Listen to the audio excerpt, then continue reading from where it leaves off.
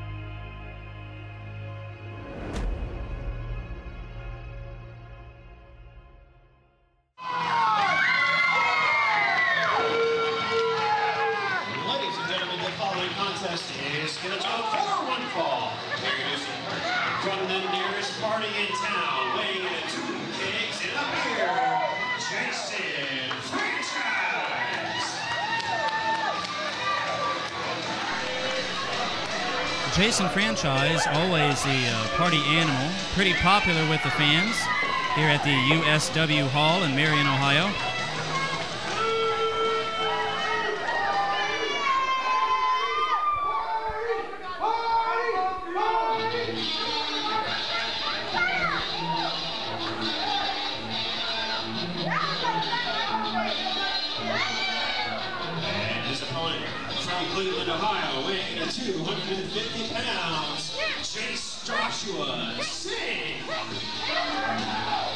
Joshua Singh is a rookie in professional wrestling.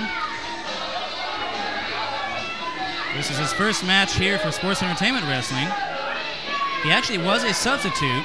The original opponent for Jason Franchise was to be Broderick Shaw, but a family emergency came up. Fortunately for us, Joshua Singh was able to fill in. The crowd chanting Franchise, and my broadcast partner, Anthony the Voice Fosnaugh, joins me here back at the broadcast table. Now, Ant, I got a question for you. What's up?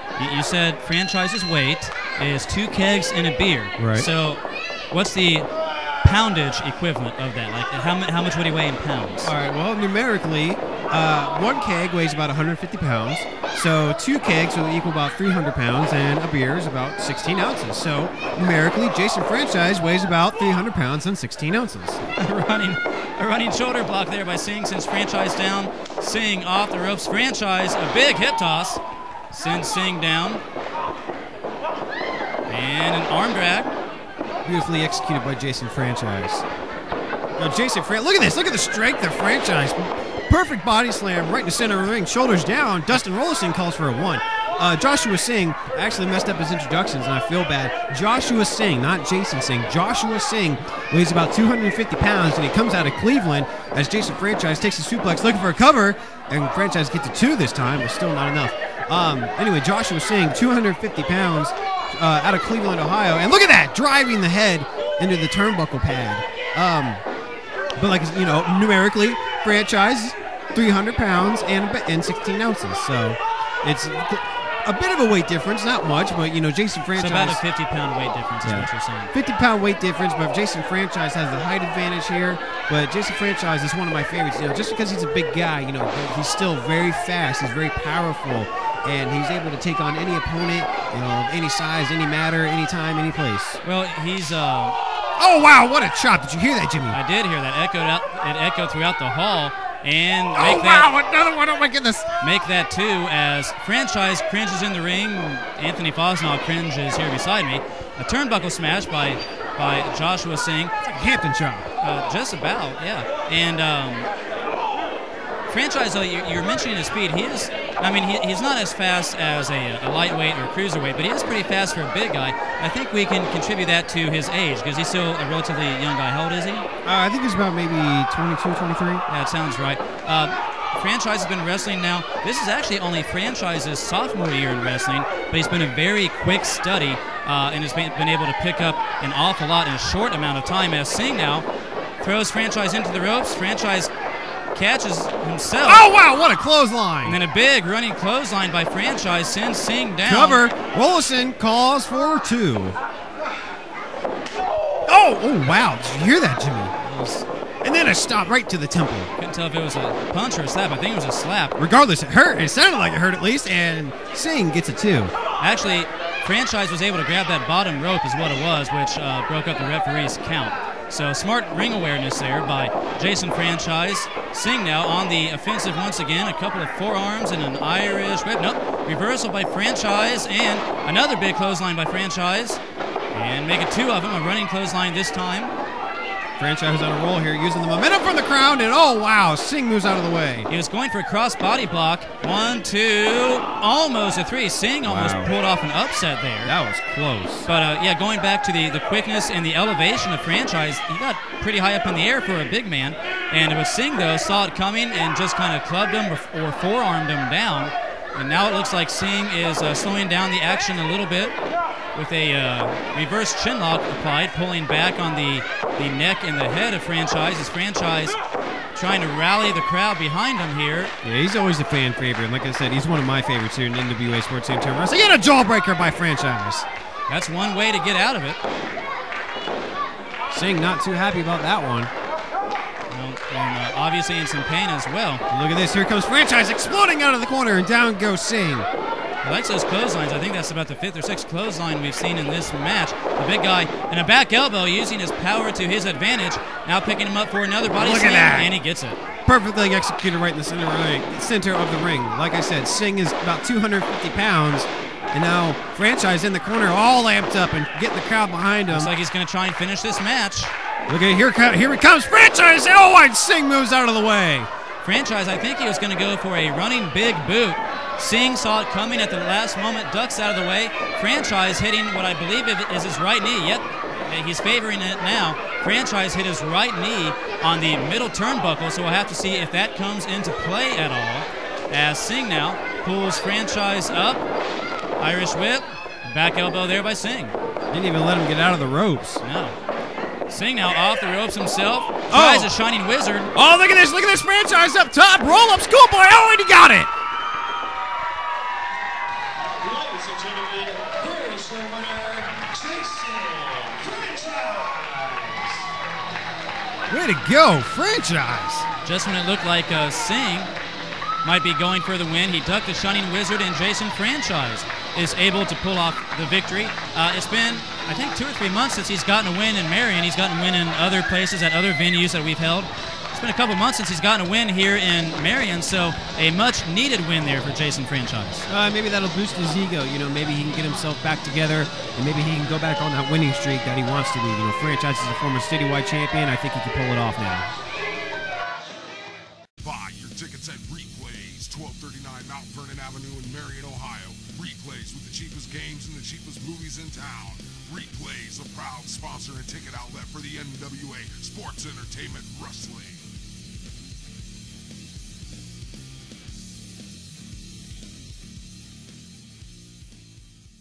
For the citywide championship, introducing first.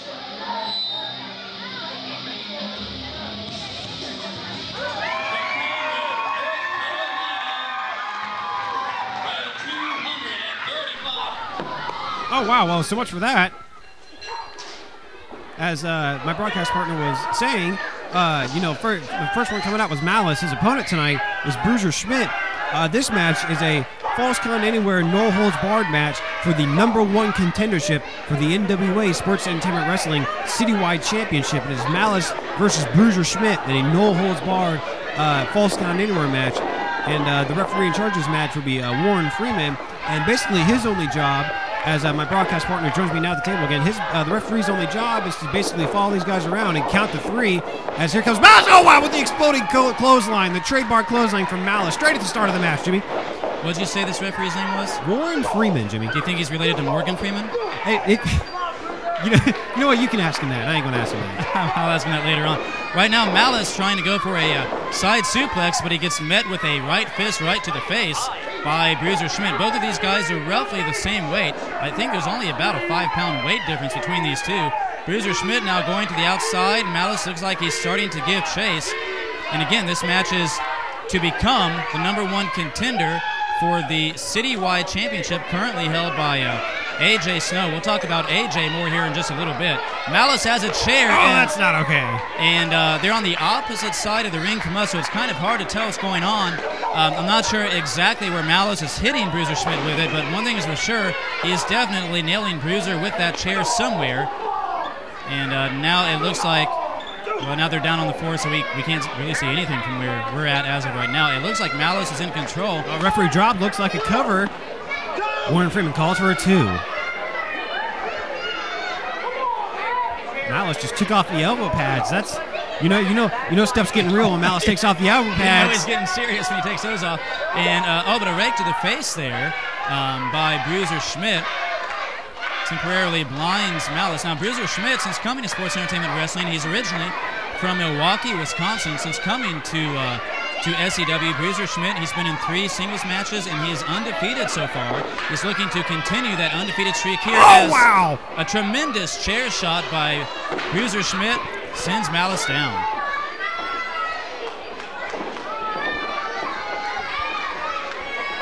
Look at Bruiser Schmidt picking up Malice. That's 240 pounds of man that he just picked up like nothing and slams him by that steel chair right in the center of the ring. I can tell you right now, that's going to take a number on Malice's back.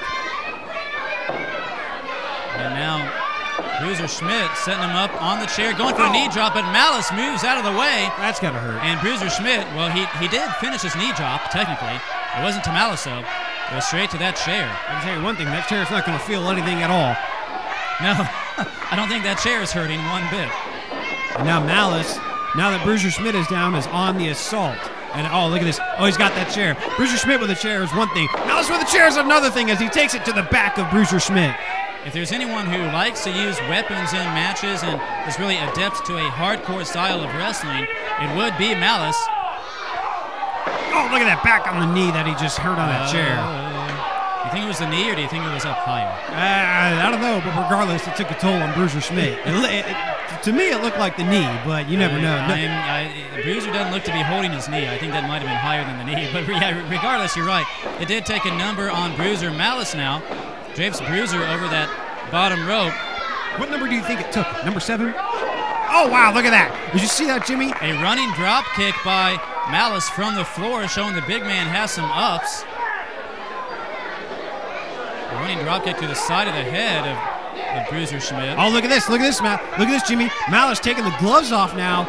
He's going to go gloveless. He's got no elbow pads and no gloves. Look at that, down to the ground. Right in front of us. Drops the knee, going for the pin, 2. And Bruiser gets the right one up at 2. Warren Freeman showing the 2 sign to us and to the audience here at ringside as we have a packed house here tonight at the USW Hall in Marion, Ohio. Keep in mind, this is a #1 contenders match for the Citywide Championship. Malice wiping a little bit of blood from his mouth. He's definitely been busted open. At least his lips have. A headbutt by Malice, and Bruiser Schmidt returns a favor. 2 very hard heads on these individuals, both literally and figuratively. Oh, see, look at this. They're up there on the ramp, and that's not okay. And I can tell you one thing, that ramp is solid. What up and over? No way! Oh, wow, on that ramp. A tremendous belly-to-belly suplex by Bruiser Schmidt. Scott Steiner would have been proud of that, onto that hard. And now he drives the knee. I think he's going for a cover. Yeah, he is. 1, 2, as the referee doing a good job as he is. This is his first night working for us. is Warren Freeman, so a rookie referee trying to do his best and keep these monsters under control. And but like you were saying, that entrance ramp or exit ramp is made of solid wood. There is no give in it whatsoever. Now Bruiser Schmidt telling the fans to get out of the way. Oh, this is going to be good. What do you think he's trying to set up? Maybe a power bomb or something like that? I don't know. I can't really tell Malice with all the fans in the way. But I can tell you right now, Malice is probably going to hurt him. Oh, my God! Malice was able to block it and then reverse it into a back body drop.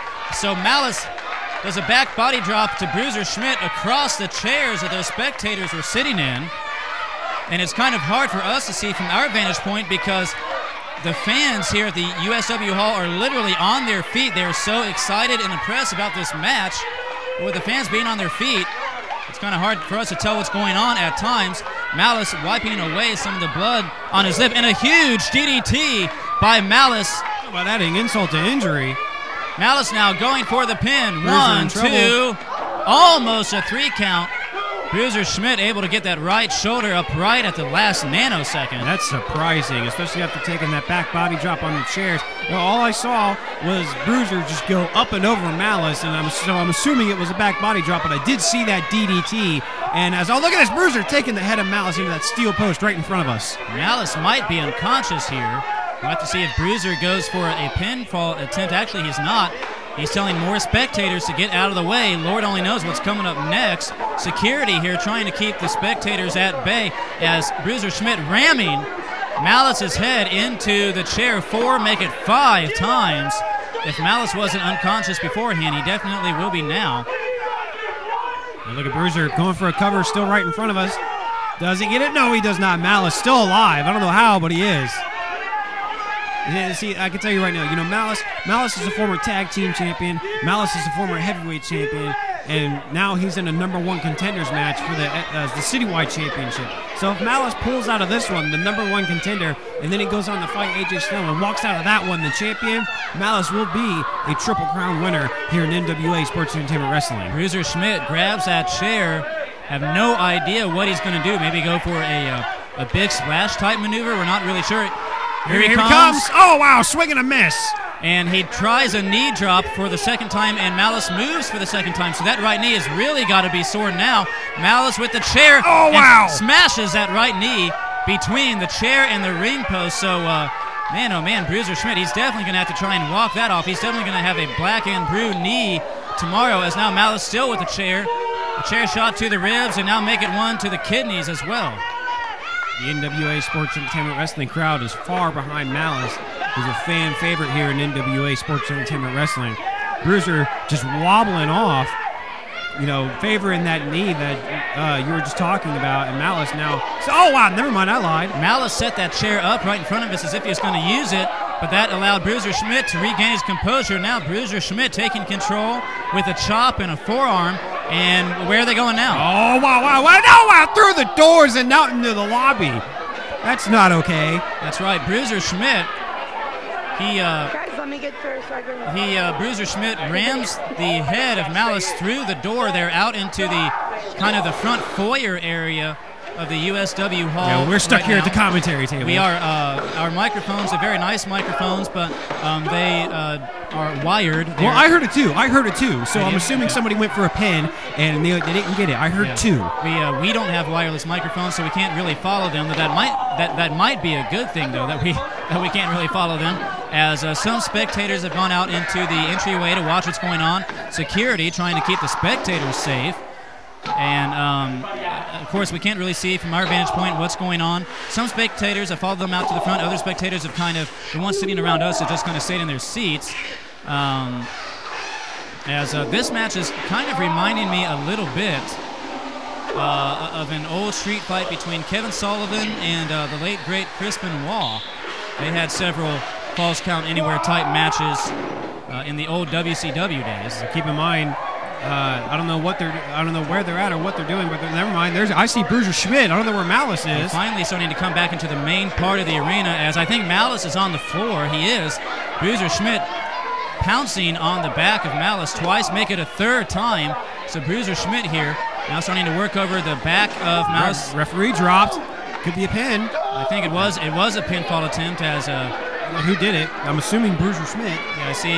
Yeah, in fact, Bruiser Schmidt stands back up.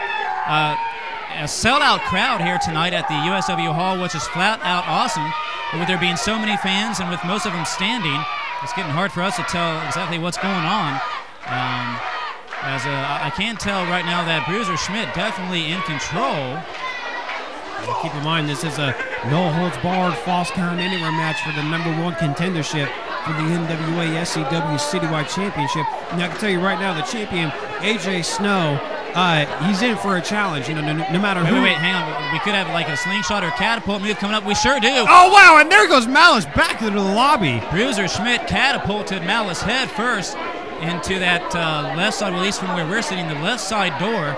And I can't imagine that felt very good. Malice probably dazed and confused as it's actually now going back out front.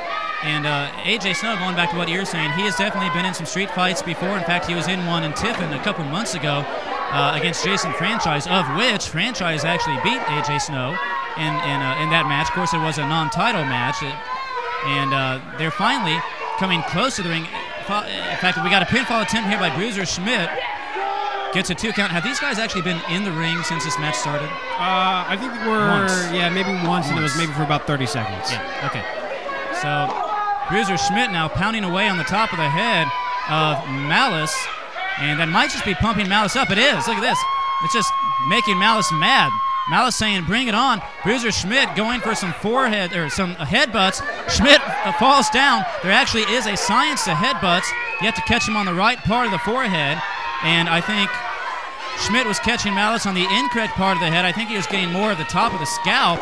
Bruiser Schmidt knocks himself down, basically, knocked himself silly. I can tell you right now, you know, as I was saying earlier, AJ Snow better watch this match and he better take notes. You know, he'll be facing one of these guys, that's for sure. You think Malice is going for a clothesline?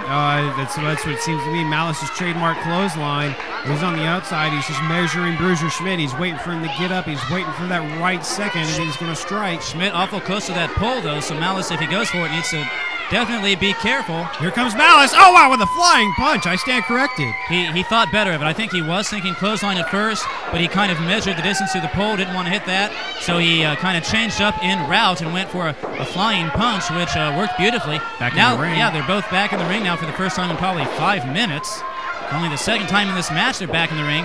Schmidt on wobbly legs. Oh, look at the strength of Malice. That's 240 pounds of man right in the center of the ring. That's the strength of the former heavyweight champion. Into that 5. Down goes Bruiser Schmidt.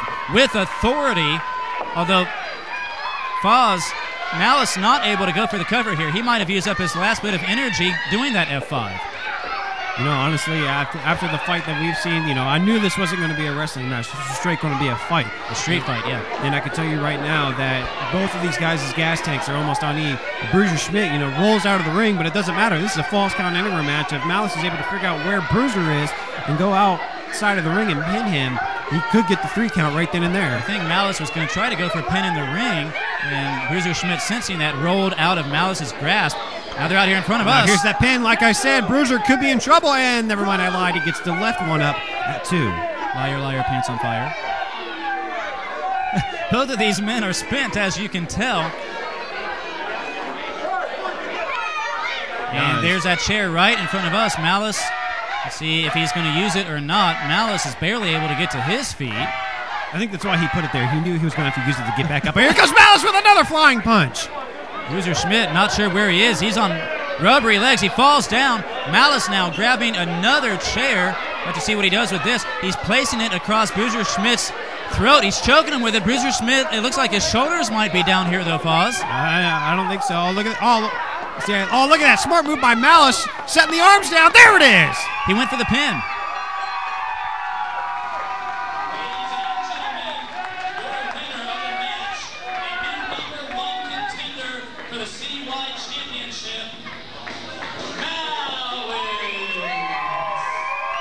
Way to go, Malice. I can tell you right now, that's one bit of an unorthodox way to pull off a win. You know, he set the chair on top of him, and then he stood on his arms to get the shoulders down. But bottom line, Malice is the #1 contender for the citywide title.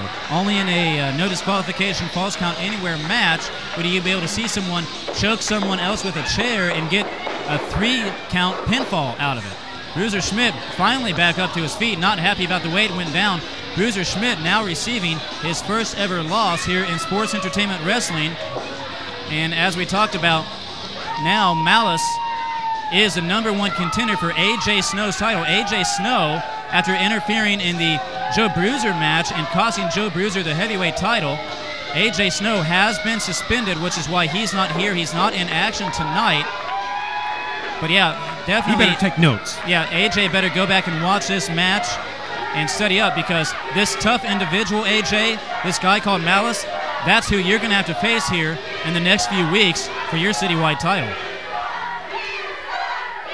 Ladies and gentlemen, now that we know that the #1 contender for the citywide title is Malice, our next match coming up will be returning the natural Cody Reaper going up against the man who assaulted him back at March Mayhem, would be Tony Reno. So let's take a look about how this feud happened between the natural and Tony Reno. First 10 seconds, I went to shoot a double leg. Broke the 3 metacarpals back here.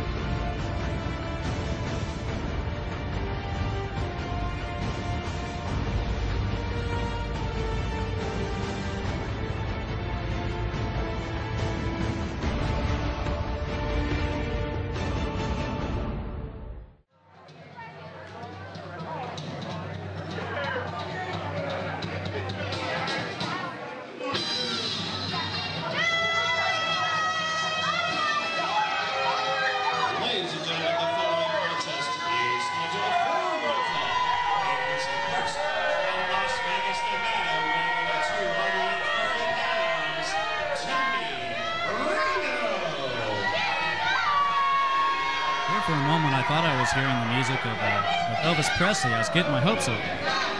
Then here comes Tony Reno to crash them down. This will be Tony Reno's first ever match for Sports Entertainment Wrestling.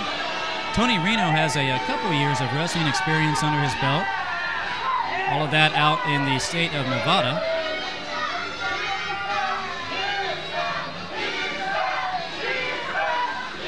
Tony Reno, kind of snobby, thinks he's better than everyone else. Definitely not popular with the fans here in Marion, Ohio, at the USW Hall.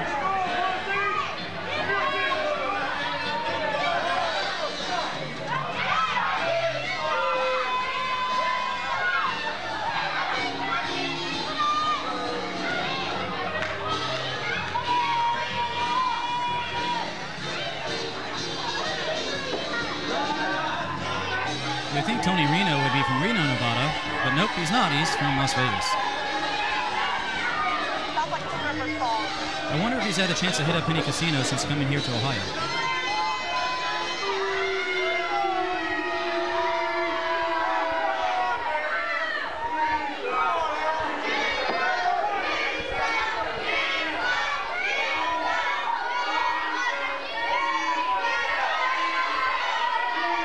Anthony likes to gamble. I wonder if they would go to the casinos together.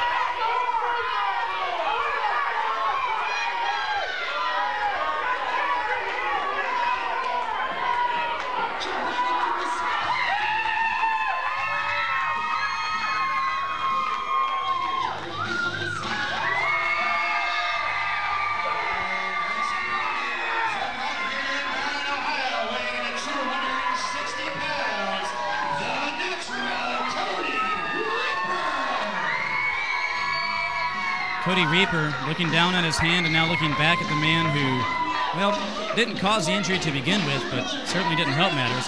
Cody Reaper, as he came through the curtain, yelled, "I'm back." He hasn't wrestled since January at A New Era Begins.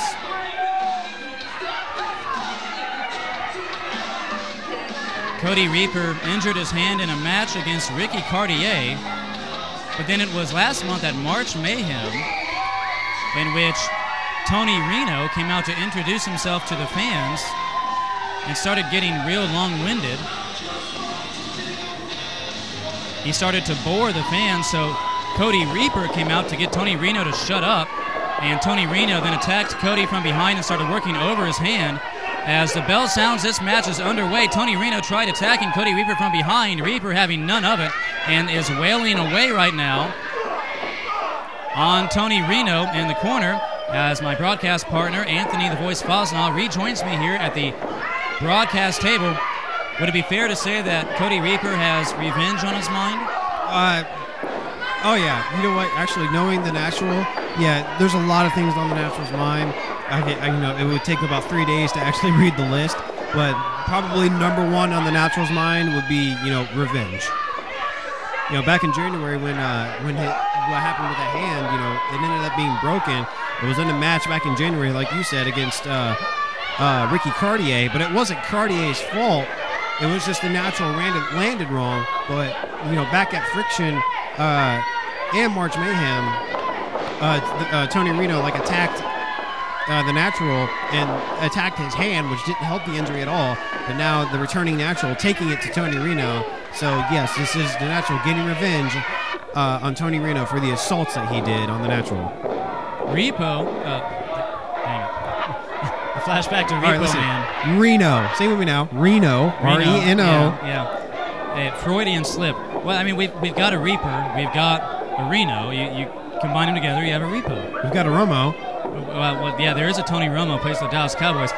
Who do you think would be a more accurate quarterback, Tony Romo or Tony Reno? I don't know. I've never seen Tony Reno throw a football. I know he can gamble, but throwing the football, I don't know about all that. Well, it couldn't be any worse than Tony Romo. Look at this, the Natural going after Reno on the outside trying to slow down Reaper's momentum here. Dustin Rollison on the outside trying to control these two as Reno on the assault and the distraction. And Reno hit Reaper from behind. Reaper fell on the ankle of our senior official, Dustin Rollison. He appears to be hobbling right now as Reno rams Reaper, say that 3 times fast, head first into the ring apron, which that's the hardest part of the ring, isn't it? Oh, yes. The outside, when you're on the ring outside, oh, wow, steel post right in front of us. Natural's head goes right into that. The outside of the ring, outside of the ropes, that's part of it's called the apron, and it's the hardest part. There's absolutely no padding there unless Tony Reno just wraps the arm of the Natural around that steel post right in front of us. I can tell you one thing, that post is solid steel. It's not going to give. It's going to take a number on the Natural's arm. Well, if Reaper can be said to be fortunate here, as again Reno does that.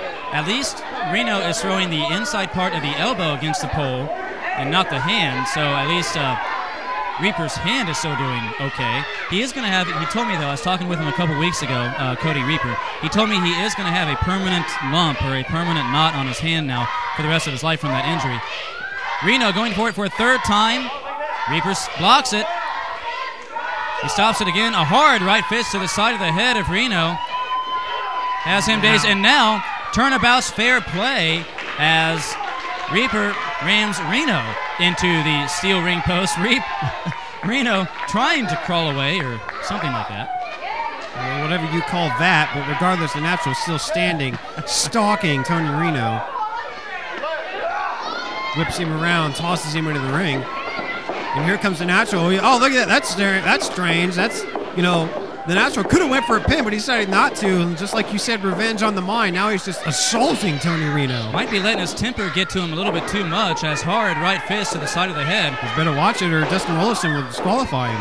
Now stomps on the arm of Tony Reno. Speaking of revenge, I think not only does Cody want to try and get a pinfall or submission victory, I think he's also wanting to maybe try and re-injure Tony Reno here. Is he starting to work on that left arm with some kicks and stomps? Now applying an arm bar is Cody Reaper. Yeah, right in the center of the ring, so Tony Reno has nowhere to go. He can't reach the ropes, they're not in arm's length, they're not in foot's length at all. Tony Reno's stuck. Oh, look at that bend. I don't think the arm is supposed to bend that way. I don't know if it is either. A weird-looking type of arm bar, but Reno, again, he's not new to this game, even though he's new to sports entertainment wrestling. Wow. He's been wrestling for a couple years. he hit the back of the leg of Cody Reaper to break that hold. And you know which muscles are back there, right? The quads and the triceps and the spectrospec. I don't know. No. Well, for one, the quadriceps are on the front of the leg. It's the hamstring that's on the back of the leg, which is therefore attached to the ham bone. Why are there hamsters in people's legs? No, the hamstring. Oh, string. Okay. Hamstring, not hamster. Okay. Which is attached to the ham bone. You know what that is, right? A bone?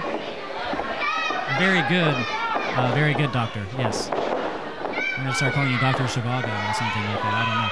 Anyway, Cody Reaper is in control here of Tony Reno, working on that arm. Oh, look at this. Look, Tony Reno not in the position he wants to be in. The natural better be careful. He might break the arm of Tony Reno. Oh, look at this. Oh, wow. And down goes Tony Reno. A type of arm breaker there down over his shoulder, almost Nacho Libre style by Cody Reaper. Has Tony Reno reeling in the corner. Our senior official checking to see if Tony Reno can continue. We're not quite so sure. The referee's not quite so sure. So he's holding Cody back as of the moment. I say you better watch it. Like you say, he's got revenge on the mind. All he wants to do is just go to work on Tony Reno. He's moving the ref, but yeah, he better not hit or shove the ref because that could be a disqualification. Yeah, he's just moving him out of the way. That's good now. Oh, look at this. Tony Reno now on the assault of the natural. A double chop to the throat wins Cody, and now a running knee lift to the side of the head. Down goes the natural. Has him dazed as well. So that's a double whammy. He's now winded and dazed. Tony Reno now just feeding on. Oh, look at this. He's at the corner. He's untying that turnbuckle pad. Why? He's just exposing it, the solid steel under the pad like I was talking about. Maybe it's a decoy. Maybe he did that intentionally. Well, now Dustin Rollison has to tie it back on. He's got to put it back on, and you got to tie it, and those things take time. You have to put it on right. Look at the natural. Oh, look at his natural's caught him. Looks like he was setting up for repercussions, but it seems like Tony Reno did his homework. Oh, and a low blow to the natural. Which the referee didn't see since he was trying to put that turnbuckle pad back on the turnbuckle. He's also not seeing this pin either. This could be working against Reno. And it did. Dustin Rollison only got a 1. That's one time the dirty, cheating ways of Tony Reno worked against him. He had distracted the ref so he could do the low blow, but then the referee's still distracted as he's trying to reattach that turnbuckle pad to that top turnbuckle. Reno, I don't know if he's quite sure what to do next. I think he was just measuring the natural, but I think because he took too much time, now the natural's on the assault with a forearm straight to the chest.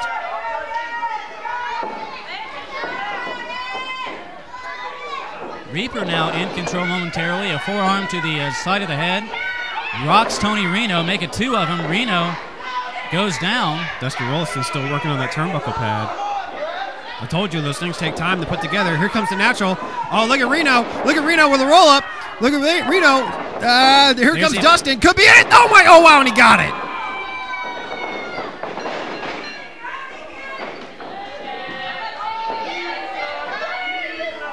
Ladies and gentlemen, here is your winner, Tony Reno. But Foz, did you see what I see? I did, and that's why it took me a second to announce Tony Reno as the winner. I was making sure that Dustin Rollison, if he saw it or not, and he didn't. We did, but Dustin Rollison didn't. So as far as we're concerned, Tony Reno is the winner of this match. That's right, and what we're referring to is Tony Reno grabbed the tights or the trunks or the spandex, whatever you want to call it, the singlet of Cody Reaper, and held the singlet for leverage, not allowing Cody Reaper to kick out. So Tony Reno cheats his way to a victory. So it might not be a clean win, but Tony Reno, nonetheless, he wins in his first match here in Sports Entertainment Wrestling. I'll tell you right now, the Natural's not happy. He was coming back, from the hand injury that happened back in January, and he came back to get revenge on Tony Reno. This whole battle, Tony Reno came out back at March Mayhem, came out to make a statement. The Natural interrupted him, but then Tony Reno went on the assault of the Natural, went back to work on that broken hand of his, and now, like I said, the Natural came back to get revenge on what happened, but clearly things did not go his way, and the Natural is not happy. No, he didn't get revenge like he was wanting to, so I can almost guarantee this feud is going to continue. We've got to take a commercial break, but we'll be back here in just a few moments to NWA Sports Entertainment Wrestling's Breakdown. Turn your ordinary dinner night into a family dinner night with East of Chicago Pizza. located at the corner of Vine Street and Center Street in Marion, Ohio. Fresh home-style pizza made to order with your choice of over a dozen mouth-watering toppings. With fast and friendly service, choose carry-out or delivery for all your busy needs. East of Chicago Pizza, a proud sponsor of the NWA-Sports Entertainment Wrestling.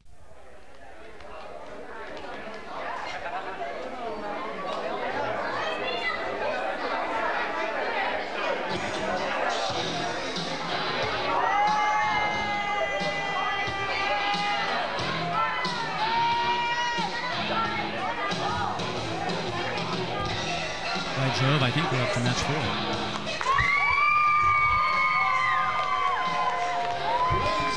4. Sorry, it's a promo.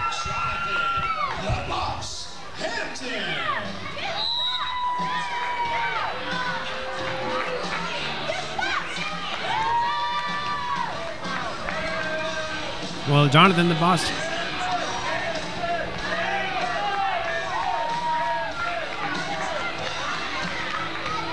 Jonathan the Boss Hampton coming out here.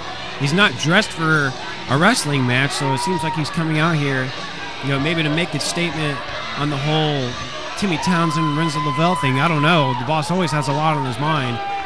Well, he's not dressed to wrestle at the moment, but that's because, like his hero Ric Flair, Jonathan Hampton likes to style and profile. Let's see what the Boss has to say here tonight.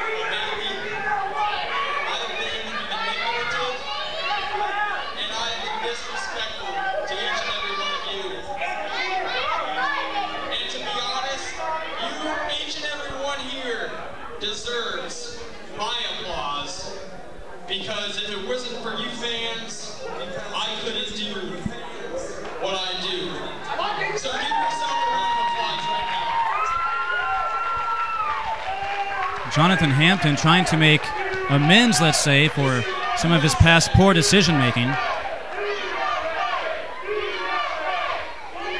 Of course, when he aligned himself with Timmy Townsend, it was not a very popular move. The last show, I was cheap-shotted by Renzo Lavell. Now, Renzo has been on an undefeated streak in SCW here, and his little manager, the little cockroach, Timmy Townsend, running around telling people that Renzo Lavell is coming after me. Now, here's a question for everybody. Does anybody know that Timmy, the truth, more like the lie, Townsend has his second career. He has another job. Let's take a look what other job Timmy has. I got video of it.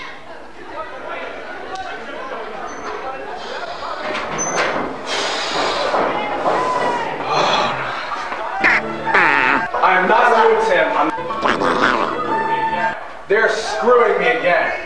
You know, I'm in a triple threat match, right? On the poster, triple threat match, which isn't even unfair to me. But now they put Christian Black in the match. Exactly. I'm gonna go break some bottles.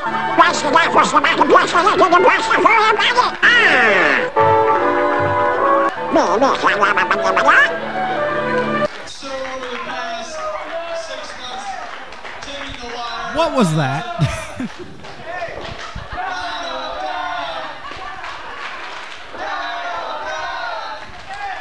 Okay, that's funny. That was a video I made. You made that? I made that myself. Oh, God. There we go. Here comes Donald Duck himself. He looks like a different person.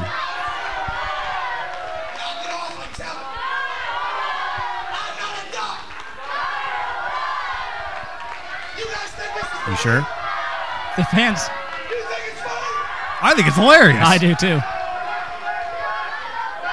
The fans giving Timmy the business. Oh, more than the business.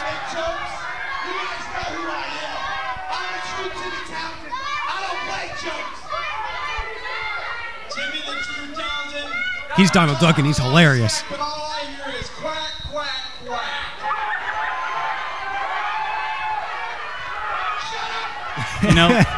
You know, I'll give Timmy credit. That shirt he's wearing looks nice. The guy in the shirt, that's a different question, but the shirt itself looks nice. I think the shirt could raise better champions than Timmy Townsend. You know what impresses me? You're undefeated NWA-Sports Entertainment Wrestling Heavyweight Champion, Renzo Lavell! Oh, God. You know, I have to say, he's not as good as us when it comes to introducing people. I get really tired of seeing Renzo Lavell. You know, I get it. He's a champion. He's undefeated. He's earned his spot. All right, fine. But this kid, first of all, he didn't even earn the title in the first place, nor did his partner, whatever you want to call him, AJ Snow. He didn't earn his title either. So the fact that this kid is champion... They cheated to win is what you're saying. Yes. The fact that, you know, Renzo cheated to win, and he gets put off as this great undefeated champion is just absolutely ridiculous. Well, Renzo coming out to a chorus of "You Suck," just how Timmy Townsend was coming out to a chorus of Donald Duck a few moments ago. The fans here at the USW Hall, I would probably go on record as saying they despise Timmy Townsend and Renzo Lavell. And now the chorus has gone from Donald Duck chants to quack quack chants at Timmy Townsend. And the more he tells them to shut up, the more they chant it. It's great. I don't know, but Jonathan better watch his back. He knows what happened the last time these two came out here and John was in the ring. Well, but they caught him off guard last time. This time, he's fully aware that they are there. So I think the boss sends a much better shot this time. Now we have to listen to him talk. Great. Well, the fans chanting "Whoopi" in reference to Renzo's haircut, looking like Whoopi Goldberg. Look, check out that poster. I love it. I think I've really started something with that video I made. The new Duck Dynasty.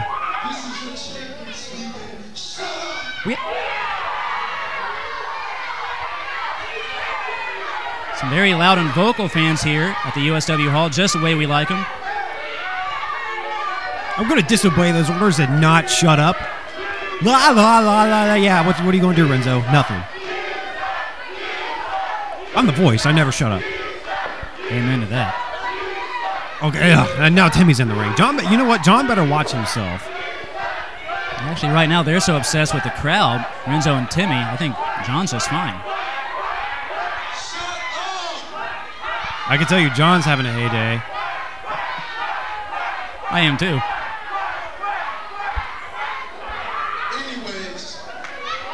John's in the ring enjoying this.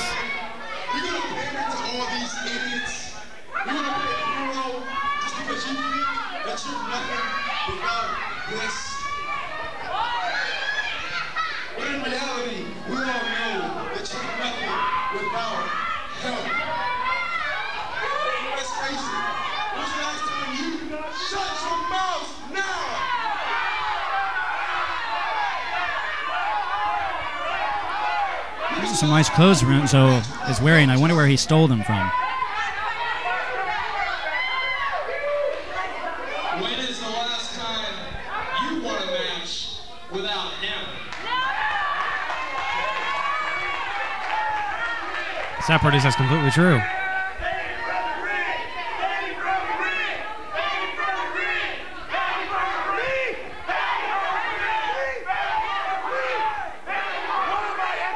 Seems like the fans are chanting "banned from the ring." Like they're wanting Timmy banned. No offense to you, Timmy, but I'm undefeated for a reason. Because any man that management has put in this ring against me, I'll put them all down. And regardless of all these idiots can't wait to see you beat your ass right here tonight.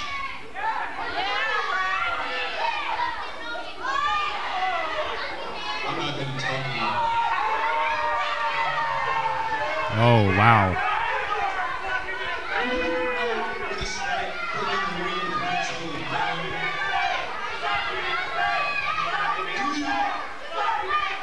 You are the sauce wherever they go.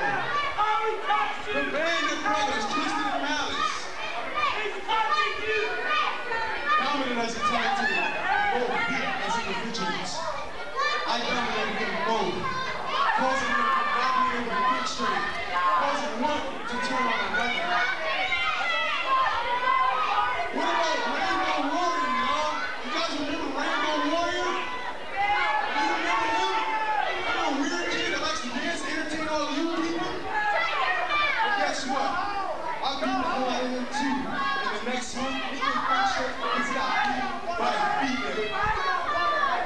And my own personal favorite.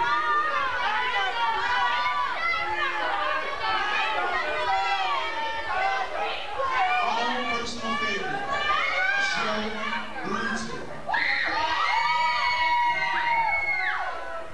Just because he got in the ring with me 2 weeks, not only does he have the shortest ring in SCW history, he has the shortest ring in NWA history as well.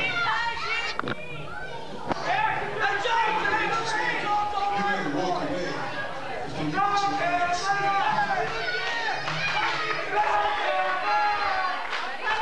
Renzo, you want to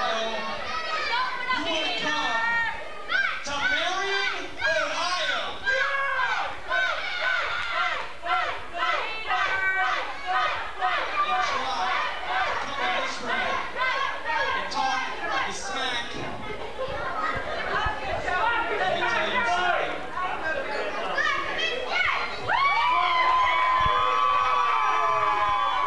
Uh-oh, we might see some action going on here. Hampton taking his coat off. Tonight,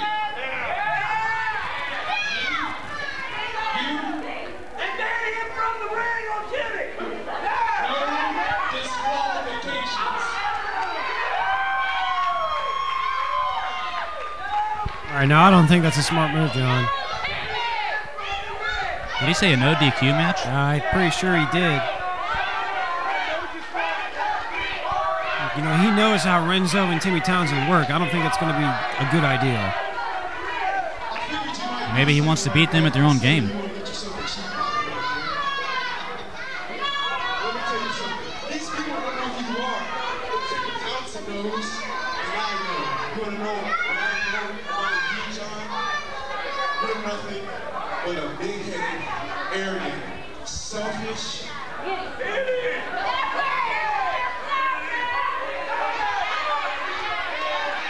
Egotistical, Ric Flair wannabe bark. He's about to get beaten and bruised. It's better to be acting like a true professional than to look like Whoopi Goldberg.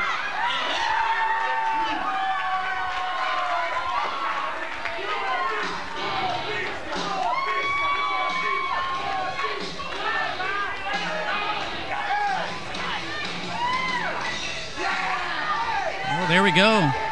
Anthony, it sounds like we're going to have a heavyweight championship match tonight between Renzo Lavell and Jonathan the Boss Hampton.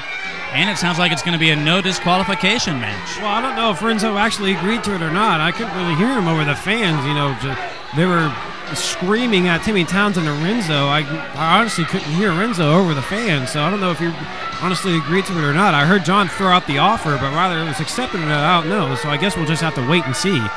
But hopefully, for John's sake, I hope he did it. But we'll see. You hope you hope that Renzo does not accept the no DQ challenge, is what you're saying. Right, but knowing Renzo Lavell and Timmy Townsend, they did, and they'll use it to their advantage.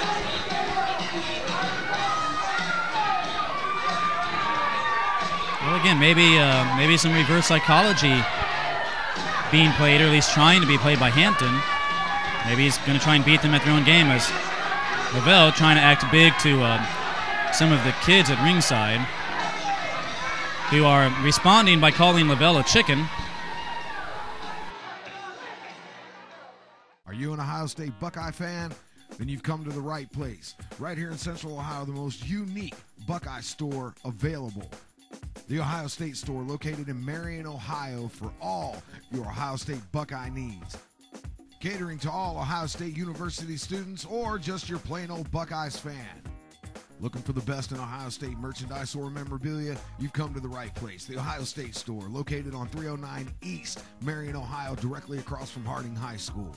Oh, and by the way, for you people that are fans of the other team, we got some stuff for them too. The Ohio State store, a proud sponsor of the NWA-Sports Entertainment Wrestling. One fall contest.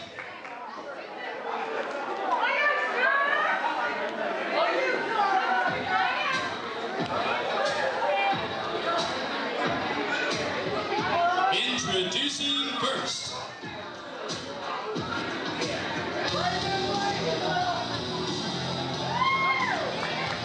From Robbinsdale, Minnesota, weighing in tonight at 216 pounds, the Impact player, Seth Allen.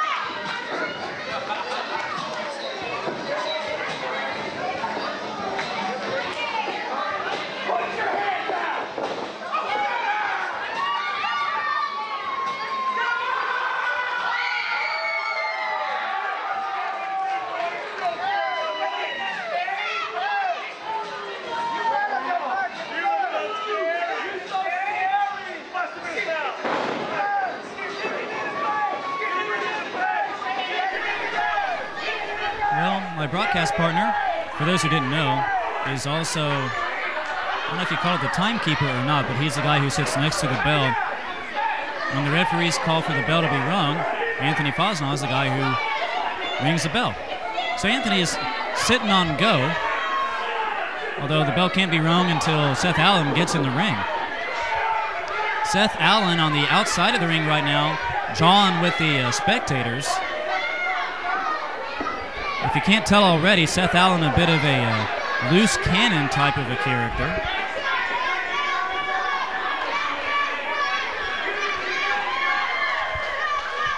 Seth Allen, this is his, as Seth looked a little bit out of his head there for a moment, yelling at the referee, but then was able to kind of snap back to being calm and composed for a moment. Seth Allen was in the Army for 4 years. Of those 4 years, he served 19 months in Iraq. So he is definitely a veteran, a very patriotic person. But now, here's the thing. Because he has a loose cannon, almost bipolar type of attitude. Oh, great, so he's crazy. Well, it has doctors wondering if maybe he doesn't suffer from a little bit of post-traumatic stress disorder, or PTSD for short. Oh, lovely. Which means Josh Emanuel is in for it. Is in for the fight of his life, quite possibly. That's very true. Josh Emanuel making his second match here in NWA Sports Entertainment Wrestling. It's Seth Allen, first time here in NWA Sports Entertainment Wrestling. Quick on the cover, Emanuel in trouble, but Allen able to keep the hold as Josh Emanuel kicks out. Looks like Allen has a side headlock applied. Now, KJE, Kano, Josh Emanuel, he's no slouch either. Did you know that one of his mentors and friends is Too Cold Scorpio? Yeah, oh wow, really? Yeah. So Josh Emanuel can definitely go as well. A running clothesline by Emanuel, and now a back elbow. Has Allen dazed and confused, not sure where Emanuel's at. A drop kick, Allen is down. Emanuel going for the quick pin. Only a 1.5 count, though. Referee Dustin Rollison in charge of this match. You know, these are two fantastic competitors. Emanuel with an uppercut to Seth Allen. And then an elbow. What'd you say he has? You're talking about Seth Allen? Yeah. PTSD, the doctors think. They're not sure. They're still trying to diagnose it. But, yeah, they believe it's a type of post-traumatic stress disorder caused by his service over in Iraq. Notice the back of his trunks say shoot first. Most people ask questions first and shoot later. No, Seth Allen is a shoot first. And quite honestly, I don't blame him as, wow, Josh Emanuel explodes out of the corner and taking down Seth Allen. Looked like a spinning dropkick, or almost like a backflip into a dropkick almost by Josh Emanuel, who now comes at Allen. He telegraphed it, though. And Allen drops Emanuel kind of solar plexus or rib cage first across that top rope. And, of course, because those ropes aren't really made of rope, right? No, there's just it's steel cable that's just basically covered up. So when you hit those ropes and you hit them the wrong way, it's going to hurt. And right now, though, he's got him in a type of a hammerlock move, but it's not to work on the arm. It's actually to expose the side of Emanuel, expose those ribs, to work on those ribs even more. Now he's working on the arm, though, as he drops a knee onto the top of the elbow. Seth Allen, like I said, it's his first time wrestling here in NWA Sports Entertainment Wrestling, but it's not his first time wrestling in general. How long did you say he's been wrestling? Like 4 years? Something around there? Him with his post-traumatic stress syndrome disorder stuff. Well, what a chop by Josh Emanuel. He's only been wrestling for a couple of years now. He was in the Army for 4. Okay. So served for 4. Here comes Emanuel off the ropes. Oh, and Seth shuts him down, and down goes Emanuel. A big back elbow there by Allen, now punching away on the side of the head. I think there's that post-traumatic stuff thing that you talked about. Yep. Look at Seth. He's just going crazy. Look at this. I don't know if he knows where he's at. He might think he's back in Iraq right now. He needs to calm down. Somebody get this kid a Happy Pill. Happy Pill or Happy Meal? I don't know. Regardless, he's just going to town on Josh Emanuel. Emanuel's in the corner. I don't think that's where he wants to be. Oh, wow. And then an elbow. Down goes Emanuel. Now, about Josh Emanuel, wait a minute. Allen with a cover. Does he get it? Oh, and no. Josh Emanuel's still alive. Now, what's the first thing you say about Josh Emanuel? Kano? Kano, K-A-N-O. That's kind of a nickname he has. Kano, Josh Emanuel, which is kind of a mouthful. So a lot of times he tells those who know him personally, like myself, to call him KJE. That makes sense. Now, of course, he has a Twitter. Does Josh Emanuel. He would love for people to follow him on Twitter. You can look up his Twitter handle at KJE_X84. And look at Seth Allen with a cover, and Emanuel still alive. Rollison calls for a 2. We have a Twitter page as well, or I should say Sports Entertainment Wrestling does. Isn't that right, Anthony? Yes, we do. If you want to follow NWA Sports Entertainment Wrestling on Twitter, just follow us at SEW Marion. You can also check us out on Facebook. Just search SEW Pro Wrestling. No, that's our YouTube. I'm sorry.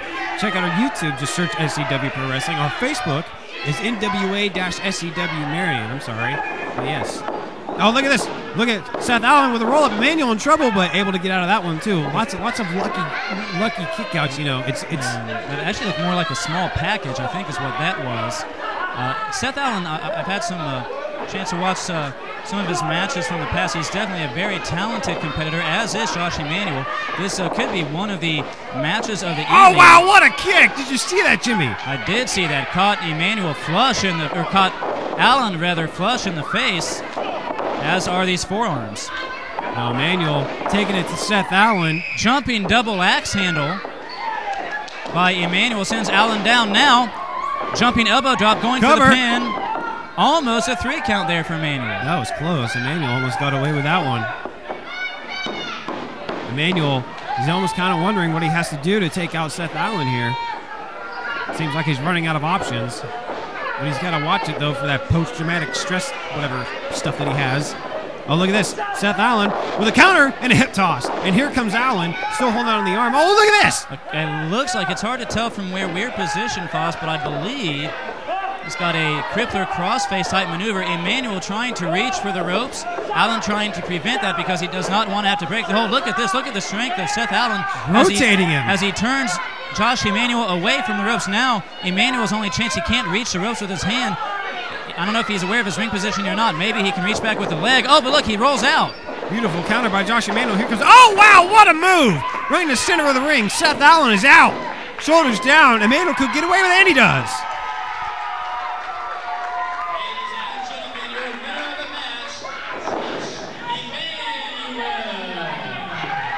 Way to go, Emanuel. Well, Josh Emanuel has now wrestled 2 matches here in Marion, Ohio for Sports Entertainment Wrestling, and he's now won both of them. If this streak continues for KJE, with his size, I mean, he's about 205, 210 pounds, you'd have to wonder if maybe he wouldn't be in the running for maybe the heavyweight title at some point in time down the line. Well, if he's 2-0, I suggest that he retires now, so he retires undefeated. No wrestler wants to retire that quickly, though. Oh, yeah, Emanuel, and the shape that he's in and how young he is, he's got a lot of years that he can go, and who knows, he just like you said, he could end up heavyweight champion here in NWA-Sports Entertainment Wrestling one day. He is a future champion. If he stays on fire, who knows where it could lead to. We've got to take a commercial break, but we'll be back with more action here at Breakdown in just a moment.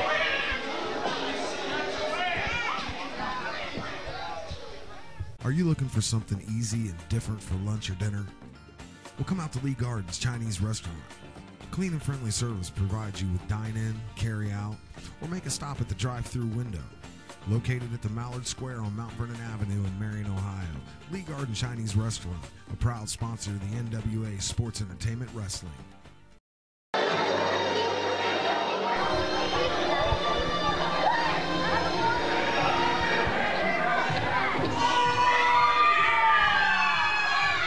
It's dark in here. Oh, there's some lights.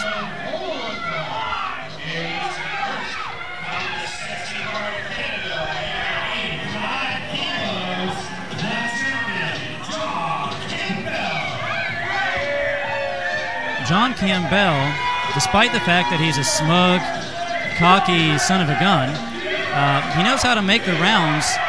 He knows how to promote himself. He's very good at publicity.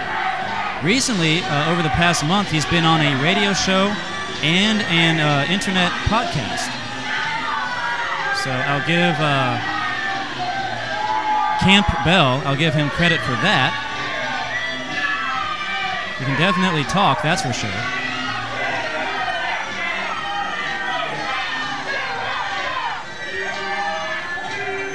He's wearing some type of belt that he was not wearing last month. Maybe he's become some type of a Canadian champion or something like that. I don't know. I know we here at NWA Sports Entertainment Wrestling do not recognize that belt that he's wearing, whatever it may be.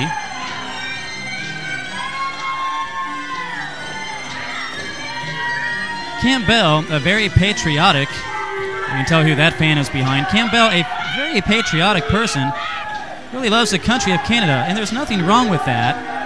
It's more of his cocky, arrogant attitude as he grabs the mic away from Anthony Fosnaugh.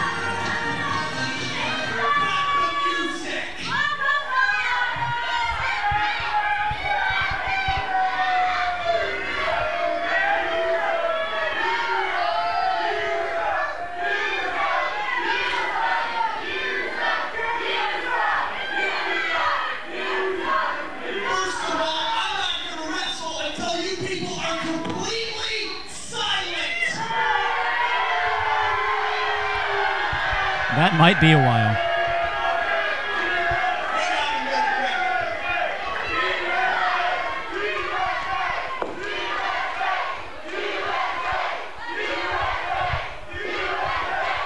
The patriotic fans here in the breadbasket of America not appreciating the Canadian. The one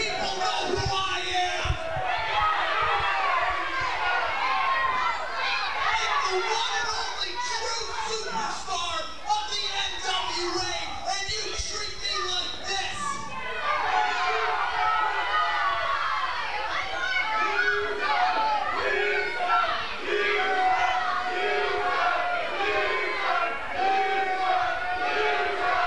Well, he doesn't lack for confidence, if nothing else.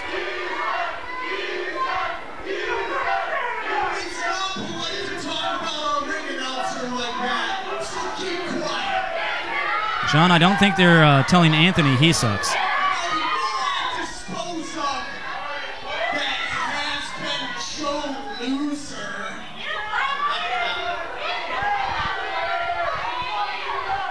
I noticed a couple of things about Marion, Ohio.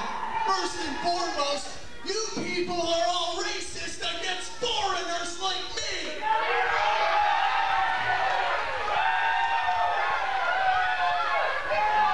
So if you people can shut your ignorant holes,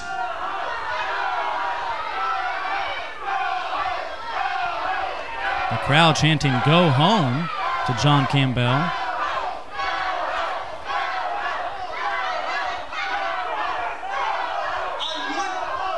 would go home, but it's sad because the way you people are dressed, it doesn't look like you have a home. So what I want all of you losers to do is to stand up, show respect, while I sing the true national anthem.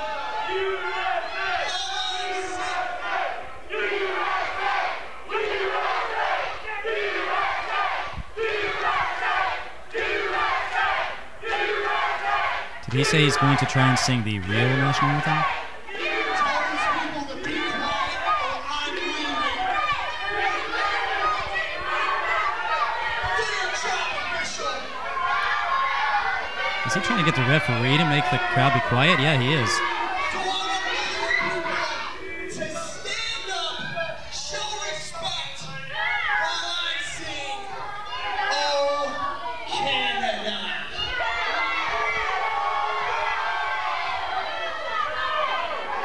Gentlemen, remove your hats.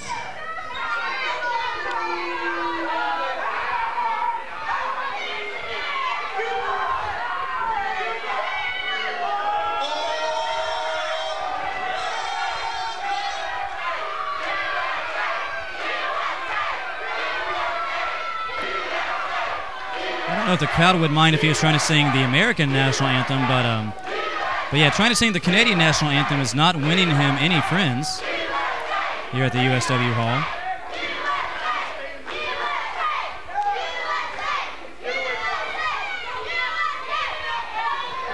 Let's try this again.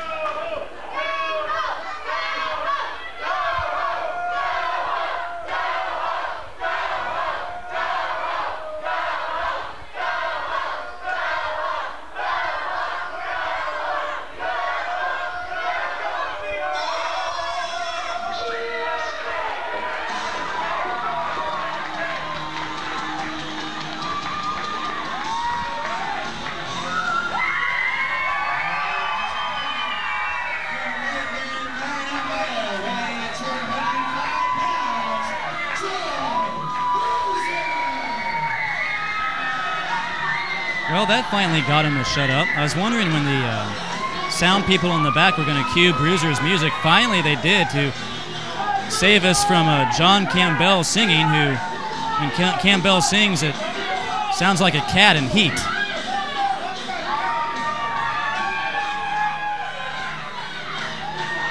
Joe Bruiser, the hometown hero, obviously very popular with the crowd.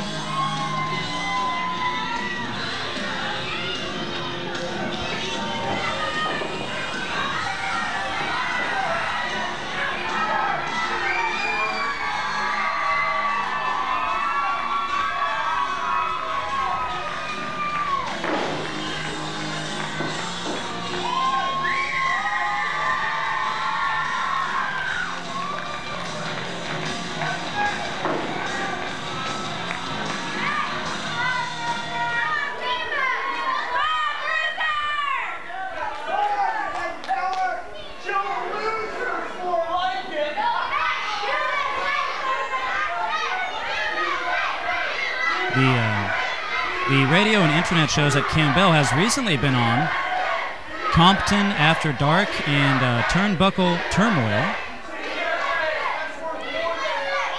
the interview I conducted with Campbell last month became a pretty interesting topic of conversation on turnbuckle turmoil.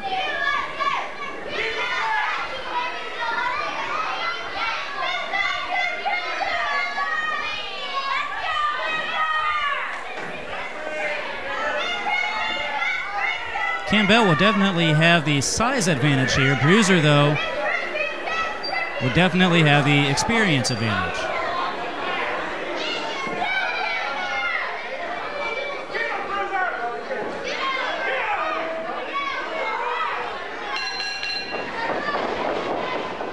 And Anthony rings the bell. This match is underway.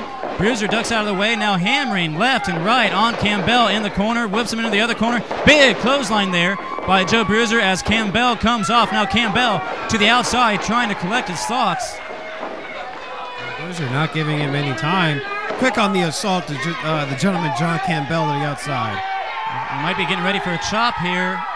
Yep, there it is, a knife edge chop by Joe Bruiser.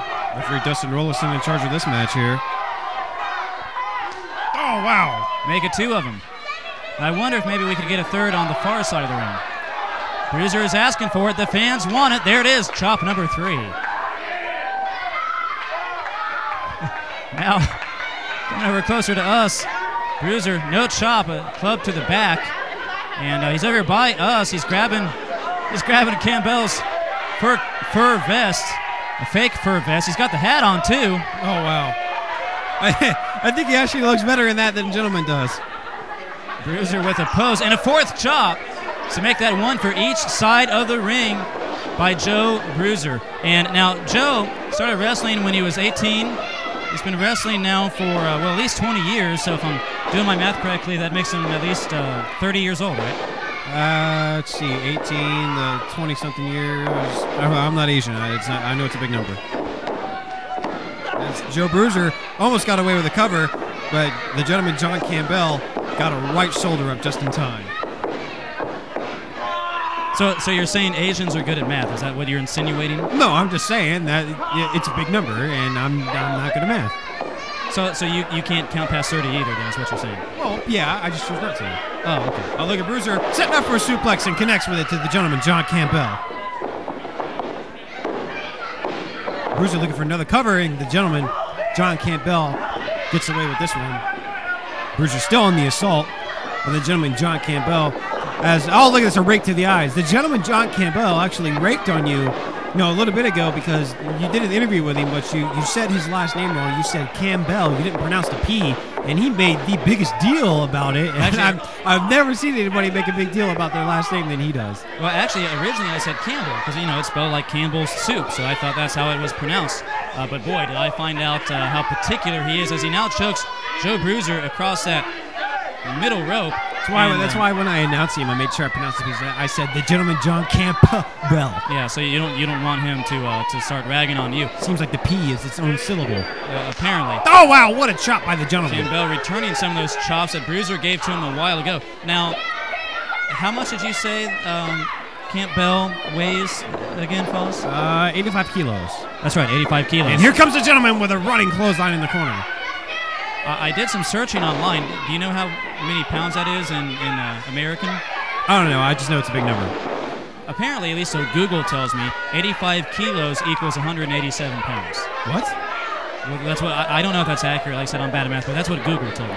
Look at this. The gentleman looking for a cover, but that's not a good way to pin somebody as Bruiser easily kicks out. Now this time he hooks the leg, and Bruiser still gets out of it. Now, how much is it? 187 pounds and 6 ounces, apparently, is the equivalent of 85 kilos. That's it? That does sound kind of low. You're right. Yeah, I thought Campbell weighed more, so that might be off. Google might be wrong. He's at least 300 pounds. Campbell? Yes. 300? At least. Are your contacts in? Yeah, I mean, look at him. He's like, what, 6'5", 6'6", all muscle? He's at least 300 pounds. No, don't ask me. Actually, Campbell, I'll give the devil his due. When he was younger, like when he was a teenager, he was a pretty big porker. He's done a really good job of working out over the years and getting in much better shape. As a textbook body slam sends Bruiser down. Off the ropes, drops the elbow to the heart of Joe Bruiser. Shoulders down, Bruiser in trouble. Dustin Rollison calls for a 2 as Bruiser gets the left shoulder up just in time. Now Campbell arguing with Dustin Rollison, our senior official, said it was a 3, but referee says it's 2. He saw it. Joe Bruizer, when I finally found him, he had kind of become a recluse after losing the heavyweight title. And I don't blame him. Well, no, I don't either. But when I finally found him and was able to get a few comments from him a couple weeks ago, he told John Campbell, wrong place, wrong time, as Campbell kind of called Bruizer out. Bruizer was already in kind of a aggravated or agitated state, so getting called out by Campbell, all that did was just make Bruizer even more mad. Well, I can't tell what Campbell's doing here. Is he riding? He is. He has a marker. He does. He has a Sharpie of some type or something, and it looked like he was just riding on Bruiser's head. Oh, wow, and he drops the knee on the head. And look at this, Campbell hooking the leg, going for a cover, and Bruiser's still alive. Once again, Campbell argues with our senior official, saying it was a 3, but he's telling him it's a 2. Bruiser trying to rally himself and rally the crowd behind him. As you know what I was thinking, Foz, with Campbell having that Sharpie, maybe he should try drawing in some hair on his head. Even then, Joe Bruiser would still look better in that fur coat and hat. Look at this, a counter by Joe Bruiser. Up and over goes Campbell. Oh, he's got Bruiser by the waist. Bruiser in trouble. Look at this counter, and now he's got Campbell. Oh, wow! Beautiful German suplex to the gentleman, John Campbell. Actually, I believe that was a belly-to-back suplex. Whatever, same thing. Do you know what the difference is? Okay, well, clearly there's a difference. What is the difference, Tony? Okay, belly-to-back suplex is when you release. German suplex is when you hold on for the bridge and the pinfall. So it's the same move, but what happens after the move is what changes the name. Well, regardless, the gentleman John Campbell took the move, and it hurt, and he's out. That's right. So it was a belly-to-back suplex by Joe Bruiser, which has Campbell down. And, you know, speaking of Campbell's head, do you think if we painted it white, do you think it would look like a cue ball, like we could play pool with his head? I don't know. I don't think his head would fit in the pockets. Probably not. You're right. He does have a very big head. Oh, look at Campbell. Big right hand to Joe Bruiser. And then a right hand by Joe Bruiser. Now they're just trading rights right in the center of the ring. It's kind of anybody's game now. First to fall could maybe walk out the loser as Bruiser takes Campbell to the corner. This could be the opening spot to capitalize. Bruiser with a whip, and here comes Bruiser with a splash. That's right. Looked like a stinger splash in the corner by Bruiser. Now he's going to mount him, and we could be seeing 10 punches to the side of the head. Yes, we are. The NWA SCW crowd counting with him. It's 10 punches to the head. The gentleman staggering. I don't think he knows where he's at. Oh, and a kick to the gut. Here comes Bruiser. Oh, connects with it. Dropped him right across his shoulder. Let's see if Joe goes for the pin. It was probably his last gasp of breath, but the gentleman's shoulders down. Oh, wow. Good ring awareness by the gentleman, and good eye by Dustin Rollison, our senior official, was able to see the gentleman got the left leg up on the bottom rope. Campbell, very happy at this point in time, at least, that he's as tall as he is. If not for his height and his long legs, he probably would not have been able to reach that bottom rope. 6'5", 300 pounds. The gentleman, John Campbell's a very big guy. Here comes Bruiser. Oh, wow. What do you call that? I forgot. That's the Annihilator. Yeah, that thing. Yeah, he connected with it. Don't forget, up in Canada, they say A a lot. The Annihilator. Now, do you know what A means up in Canada? A? What does it mean? Why do they say it? It's a letter. No, for one, they spell it E-H. Oh. Yeah. And it's kind of their way. They say it at the end of a lot of sentences. It's their way of saying you know. Like, this is a good match, A. Oh, well, yeah. So he calls it the Annihilator. So, no. So in English, he calls it the something. I don't know. I can't say it. The Annihilator. Something like that. Now, here's the weird part, though. I hate to say it, but he has Bruiser down and out. He very easily could have gone for the pinfall and probably gotten the 1-2-3 victory. Campbell here, I don't know what exactly he's thinking, but he did not go for the victory. Now he finally is going for a sloppy cover. That's not a good way to pin somebody just like that. Bruiser, just all he needs is to get that one shoulder up, and that's exactly what he did. And now putting the weight on him, and Bruiser's still able to get the right shoulder up. One more time, third time's a charm, I guess, and nope. No, it is not. Campbell, had he not wasted 30 seconds, he probably could have had multiple pins. Now just hammering away on the side of a helpless Joe Bruiser. The referee trying to get him to stop, as the referee is kind of counted to 5, and you're supposed to let go after 5. And now a shove. That's not okay. And is that it? Yep. Oh, he calls for it. Dustin Rollison calls for a disqualification. He put his hands on an official.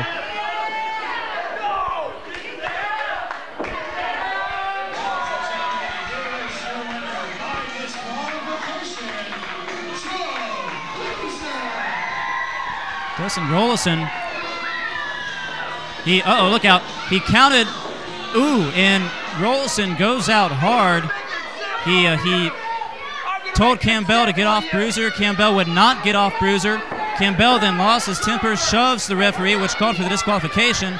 Campbell then throws Dustin Rollison to the outside. Dustin landed hard on his hand and his wrist. He might be injured at this point in time. I don't know if Dustin is going to be able to call any more matches tonight. Now this is getting scary, Foz. Bruiser helpless in the middle of the ring. Campbell with a chair. Oh, wow. Oh, okay. No. All right, listen. That's not okay. Somebody's got to come out here and stop the gentleman. I see what he did. He hit the head in between, the big part of the chair. I don't know what it's called. And the part that you rest your back on. Rollison's in there again, trying to stop the gentleman. The seat of the chair and the back of the chair. Yeah, whatever. Regardless, Joe Bruiser's in a lot of trouble. His head and neck between it. In comes Joseph Donnelly with a chair. Returning Joseph Donnelly. I don't know where he's been. He swipes or swats, I guess you could say, at Campbell. Campbell gets out right at the last moment. Donnelly almost clocked him with that chair. You had said just a few moments ago that someone should come out and help Bruiser, come to his aid or his rescue.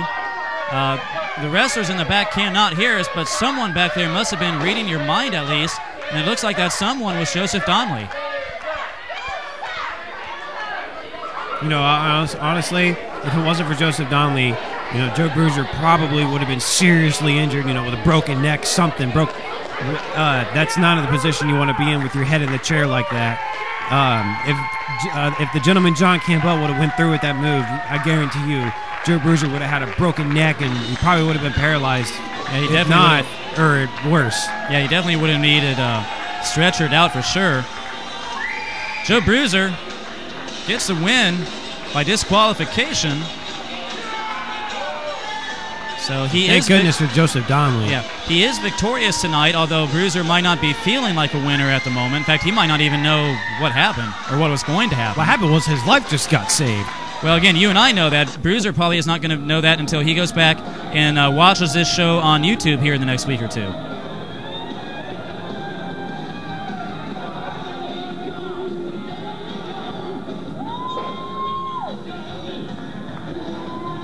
All right, well, ladies and gentlemen, our next match will be for the heavyweight title between Jonathan the Boss Hampton and Renzo Lavell.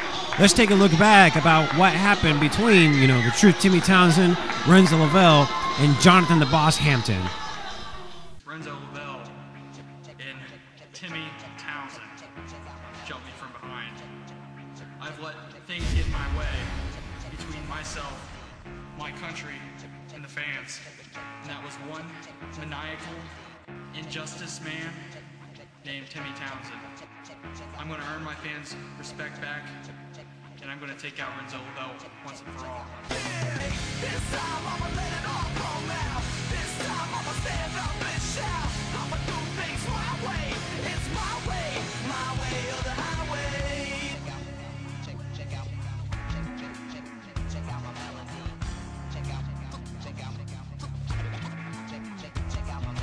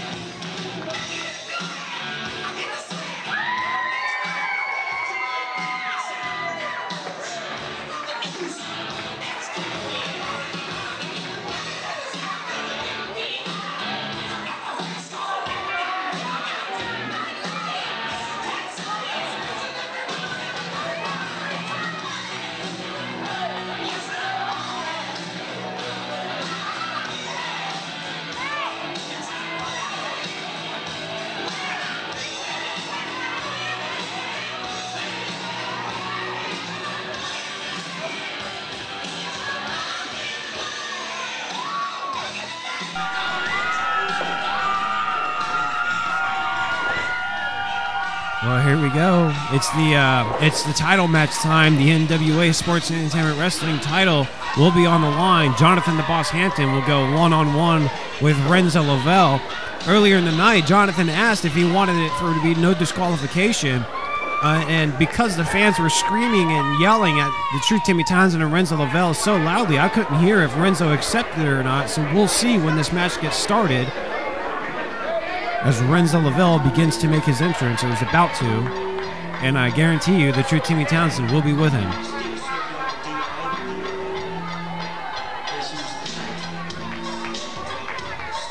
The undefeated NWA Sports Entertainment Wrestling Heavyweight Champion, all the way from Atlanta, Georgia, hence the I Heart Atlanta short.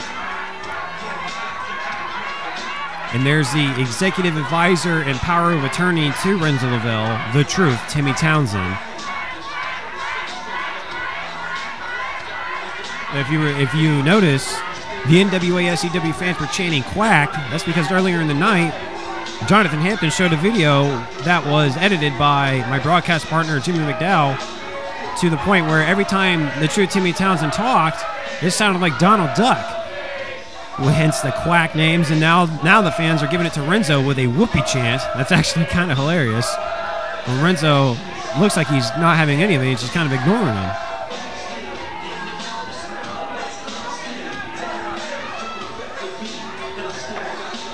Now, ladies and gentlemen, we're going to have to take a quick commercial break.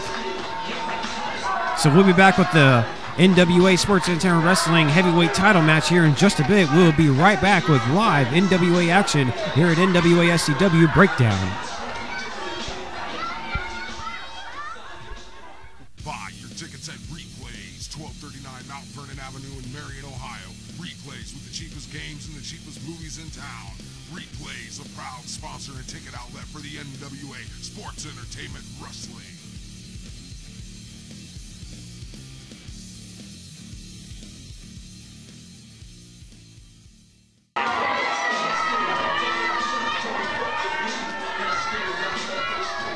All right, ladies and gentlemen, welcome back to NWA SCW Breakdown.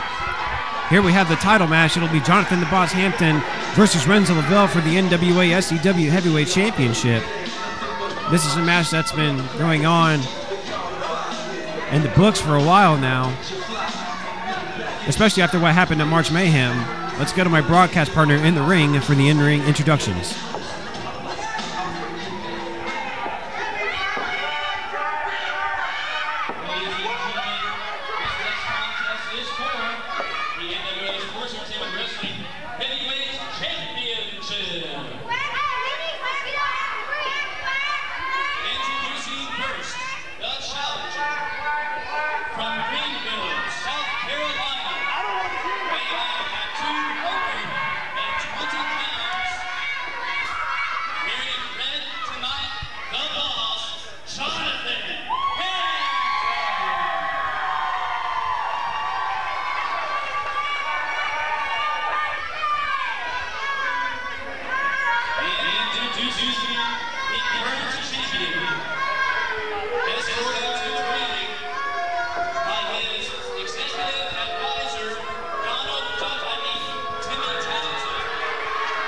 Oh, wow, that probably wasn't a good idea. I think the video was enough. Now, yeah.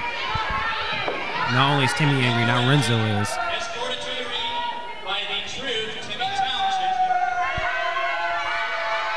From Atlanta, GA, weighing 225 pounds, Renzo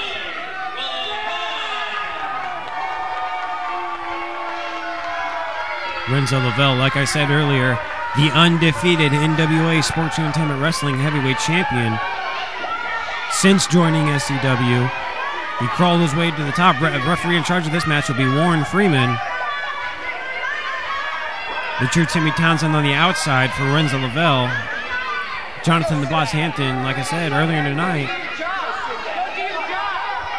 Earlier in the night, he wanted this match in no DQ, but like I said, we'll have to see until his match starts to see if it really is or not, because I couldn't tell if Renzo Lavell agreed to it or not. Referee Warren Freeman making sure both of their men are in their corners, they're checked and clean. Keep in mind, like I said, this is like my broadcast partner said, this is for the NWA Sports Entertainment Wrestling Heavyweight title. Undefeated Renzo Lavell versus Jonathan the Boss Hampton. the big X factor here, Timmy Townsend. Here we go. The bell has rung, and the title match is. Oh wow! What a chop by John! Trademark chops by Jonathan the Boss Hampton that echoed all the way back to Atlanta. I bet your Renzo's family heard that one.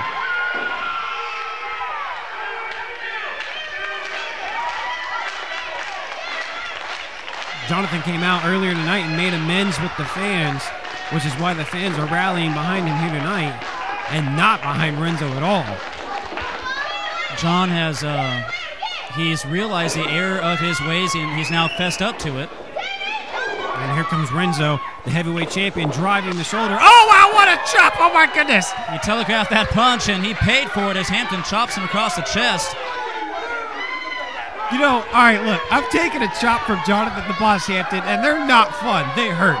But look at this. See, this is the champion Renzo Lavell is. He's just shaking him off. It's almost like it's got no effect on him at all. Well, it had some effect. If it didn't have any effect, he wouldn't have to shake it off. So it definitely had some effect as Renzo, he kind of fakes Jonathan out. Looked like he was going to go for a collar and elbow lockup. Instead, he goes for a knee lift and now a front face lock. Hampton has Lavell up against the ropes. Lavell has to let go. Well, considering that referee Warren Freeman just counted while they were on the ropes, I'm assuming this is not a no disqualification match. This will just be a regular singles match for the title. And Lavell now trying to slow down Hampton's pace. Hampton came out with a flurry of offense. Lavell and Townsend now trying to slow it down. Hampton, though, does not want things to slow down. He's outside giving chase to Lavell. Oh, wow! He hit Lavell from behind, but it looked like all that did was make Lavell mad. And now Lavell hammering away on Hampton, slams his head into the apron. There's not much padding there on the edge of the ring. And now a big running, almost like a European uppercut by Renzo Lavell. The big guy showing that not only can he brawl, but he actually knows a few technical moves as well. Renzo Lavell. And then, see, you said he knows a few technical moves, and it's reasons like that why he's the undefeated NWA-SCW heavyweight champion. John blocks, what a counter! Taking Renzo's head, using the long legs of the boss, stopping his own head from going into the steel post, and then taking Renzo's. Renzo just kind of staggering to the ring, and now, see, look, John's got to pay attention. He's focused on the true Timmy Townsend, but he's got to focus on Renzo Lavell. That's right, he can't let himself get distracted. As he drops Renzo neck first or throat first across that top rope, winding Lavell. Hampton has been wrestling for about 4 years. He is currently in the Army. He's a sergeant in the Army. He has served in Afghanistan, so Renzo definitely a very patriotic guy and is starting slowly to get back into the good graces of the spectators as Lavell rammed his head into the turnbuckle, puts the brakes on. Oh, now Hampton, Hampton in a bad way. Did you hear those slaps to the chest? And Hampton still holding on. Oh, wow, what a stomp. How could you not hear those chops? Earlier on, Hampton gave some very strong Ric Flair type chops to Lavell. Lavell maybe getting some payback right there. Hook of the leg. Renzo could walk out, and he doesn't as Jonathan the Boss Hampton gets the left shoulder up. Oh, look at this. Blatant choke right in front of the referee. But he was focused on the true Timmy Townsend. Now, in a match like this, now earlier on, our new official, Warren Freeman, as Lavell going for the pin, Hampton kicks out. Earlier on, he was the official for the Falls Count Anywhere match between Malice and Bruiser Schmidt. And as you mentioned, all he had to do was count to 3, not so tough.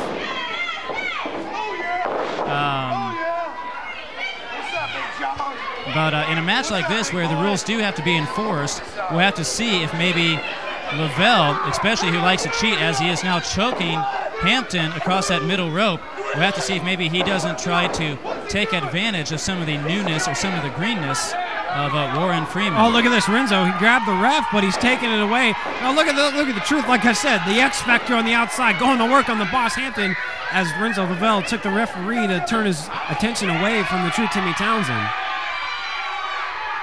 Speaking of referees, we do have a quick update on Dustin Rollison. He's on his way to the local medical facility, and he does have a shoulder injury after Campbell threw him out of the ring earlier tonight. As Renzo in the ring, the Boston Crab being applied Hampton was able to get to the rope, so Lavell had to break it or else be disqualified. Now, of course, being a title match, if Renzo, who's now doing push-ups on Hampton, man, he's cocky and arrogant. But strong, though. I'll give him that. But now, if Renzo loses by disqualification, he gets to keep the title. He does not have to pin or beat Hampton. Hampton has to beat him. Hampton's head gets slammed into that turnbuckle pad. Renzo's got to watch it here. He can't spend too much time in the corner. The Boss staggers out. Oh, and a chop, and now Boss is on the assault. Oh, wait, oh my God, did you hear that? And now, Renzo with a chop of his own, taking down the Boss. Renzo retaliated, and Hampton was already winded, so it didn't take much to send him back down. A pinfall attempt, almost a 3 count. Lavell almost walked out of here, still the champion. Hey, Jimmy. Hey, what? What mouse has 2 legs? What mouse has 2 legs? Yeah. I don't know. Mickey Mouse. Okay. Now, what duck has 2 legs? Donald Duck? All of them. Silly goose. I hate you. As Boss goes on the assault, they're trading. Renzo and the Boss trading right hands right in the center of the ring. And now the Boss off the ropes. Here comes the Boss. Oh, look at this. Oh, wow, what a shot. And down goes the Boss. Threw him up in the air, a big forearm. This could be it. Oh, no, 2. Referee made contact with that canvas, but the Boss was able to get the shoulder up. And the referee couldn't stop the momentum of his hand, but he called for a 2. That was very close. That's a good eye by the referee, Warren Freeman. Lavell almost had him as he did an Irish whip as Hampton coming back off the ropes. He caught him. He threw him up in the air. Look at that cockiness again. Clubbed him coming down. Now he's going for Hampton's finisher, the figure 4. And Hampton's not having it. Hampton kicks him off. Lavell loses his balance and goes to the outside. Fortunately for Lavell, though, Hampton's aim was a bit off, and Lavell did not go headfirst into the turnbuckle. Now Hampton going to the outside and gets met with a boot to the gut. Right in front. Wow, look at these trading chops all day long. Renzo Lavell. Oh, man, he just rams Hampton's head into that pole hard. Renzo Lavell giving a hellacious beating to the Boss. Oh, stops it. Oh, and Renzo's head gets slammed to the steel steps. That's solid steel, and it's not going to give. A hard right fist and a forearm. Now Lavell reeling as Hampton now trying to possibly make a comeback here. Right in front of us, Jimmy. Wait. Oh, wow, what a chop. I love listening to Jonathan's chops. Except when he's doing it to you, right? Oh, yeah, except when he's doing it to me. Then it's not okay. But anybody else, yeah, sure, it's hilarious. So now, how long has it been since he chopped you? Oh, it's been about a year or so. Now, was that fantastic? Was that one of the few wrestling matches you've had? Or? No. Oh. And when did he chop you? Yeah, I just asked him. Look at this. Boss up and over, going to the other corner, top rope. That's dangerous. Here comes the Boss. Oh, and Renzo caught him. Renzo caught him right in midair, and down goes the Boss. Looked like he was going to go for a flying double axe handle, but yeah, Renzo caught him with another forearm to the side of the head. Look at this. Now he's choking him again. Referee Warren Freeman using counting. 4 of those 5 seconds as the referee administers a count. See, referee, not only does he have to pay attention to Renzo Lavell, he also has to pay attention to the true Timmy Townsend as Renzo grabs the referee again, and now look at this, Timmy Townsend going to work on the Boss once again. Why is he called the truth? He's yet to tell the truth. It's probably not even his own real name. He's probably not even Timmy. His probably name is like Steve or Eric or something. See, the fans saw it. I saw it. Yeah, I saw it too. Renzo distracted the referee. The referee did not see it as Lavell had him distracted. Timmy was able to lay those punches in, and a big running clothesline sends Hampton down. I don't know how much more of this John can take. Renzo just, look at this, just kicked, well, not really kicked him, but just kind of pushed him with his foot. Jonathan down to the floor. That's not where he wants to be. Now remember, Jimmy, under NWA rules, when you're on the outside, it is a 20 count and not a 10. That is under NWA rules. It is a 20 count, so John has until 20 to get back in the ring and not 10. The NWA SEW fans chanting USA to get behind Jonathan the Boss Hampton, hopefully to get him up. Keep in mind, ladies and gentlemen, this is for the NWA Sports Entertainment Wrestling Heavyweight Championship. The champion, Renzo Lavell, the challenger, Jonathan the Boss Hampton, after what happened last month back at March Mayhem. And now we are live at Breakdown, where the championship is on the line here tonight. Boss finally back in the ring. You know, I hung out with Jonathan Hampton a couple weeks ago. The Arnold Schwarzenegger every year holds the Arnold Fitness Classic or Arnold Sports Expo or whatever Here comes it's called. Boss looking for a crossbody but couldn't get it. Lavell caught him. Power slams him down. 1, 2, 3. Oh, wow, that was close. Actually, that might have been it. Nah, he calls for a 2.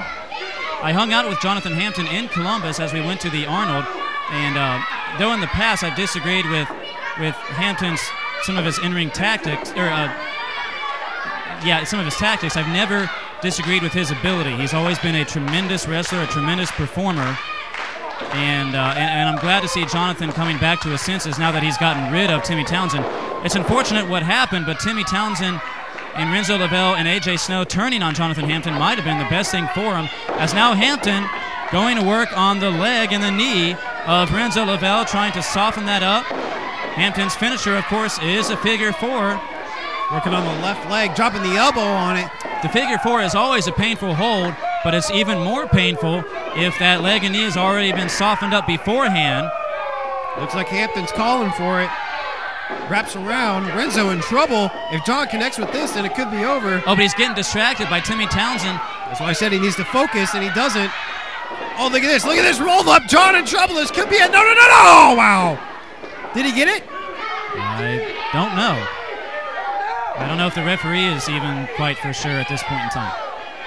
He might be maybe reviewing it in his head. He might be going for an instant replay in his head. I think that was it. It was. Ladies and gentlemen, your winner of the match, Renzo Lavell. Renzo Lavell, after a distraction by Timmy Townsend, Renzo Lavell rolls up Jonathan Hampton for the 1, 2, 3. I kind of question, because you would think under normal circumstances that Hampton would have been able to kick out. I kind of wonder whether or not maybe Lavell didn't grab a handful of trunks to cheat his way to a victory. But nonetheless, Lavell is able to retain the NWA-Sports Entertainment Wrestling Heavyweight Championship. See, that's the tactics of Renzo Lavell. You know, he uses any way he can to pull away a win. You know, grabbing tights, distractions, weapons, anything, and he'll use it. You know, and the fact that the true Timmy Townsend is out there is just an extra hand. It's an extra set of eyes. It's an extra set of ears to get away with some of the most ridiculous stuff. You know, Boss went to throw the figure 4. The true Timmy Townsend stepped up, which opened up the opportunity for Renzo to roll up the Boss, grab the tights. Referee didn't see it and get away with the win, and he's walking out champion here tonight. And here comes Renzo with an unnecessary big boot. Right as Hampton turned around, Renzo Lavell with the bicycle kick. Hampton is down. Oh, and the referee goes down too. Now I'm getting scared for Hampton, Paws. If the referee can't stop it, who is going to stop this? I don't know. Well, oh, look at this. See, look at this. What's he got? He's got 2 chairs. Oh, okay, now. See, look, this is uncalled for. See, this is the kind of crap I'm talking about. They do stuff that is completely unnecessary. You know, like I said, grabbing the tights, using weapons. This is exactly what I'm talking about. They have no need for this. Someone's got to stop this. They can't do this. Look at it. They can't do this. Come on, Jimmy. You don't. Come on, Jimmy. Get out of there. You can't. Don't do it. Don't do it, Timmy. Do not. Oh, come on.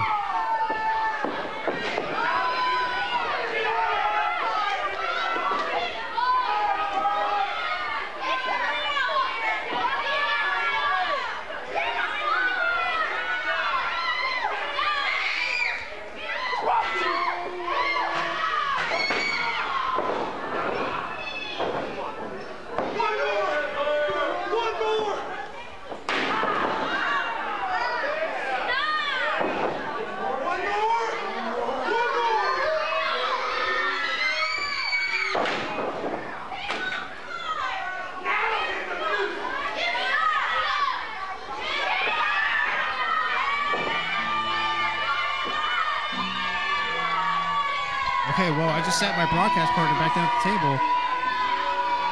He just got hit by the true Timmy Townsend. I'm giving him a second to breathe. As John just got a couple chair shots to the back of the head. I'm going to go make sure he's okay. Just force him away for them to leave. I ain't trying to deal with that. I'm not getting the same fate Jimmy did, you know. No offense, Jimmy, but I'm not getting the same fit as you. I hope John's okay. Well, I guess if I could be said to be fortunate,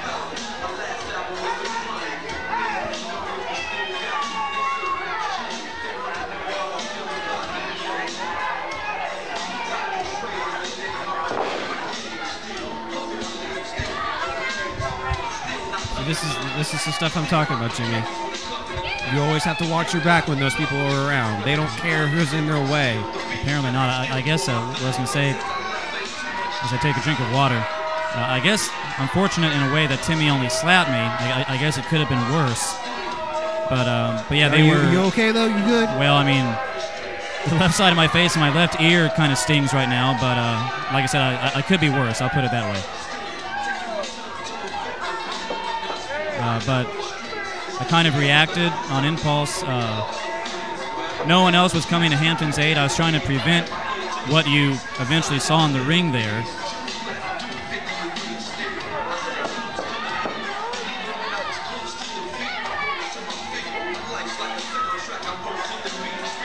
Foz, why don't you go up and check on John, see if you can find out. I planned on it. As much as I dislike these two, I'm just going to wait for them to leave. I'll deal with them later. I'm going to go make sure he's okay, though.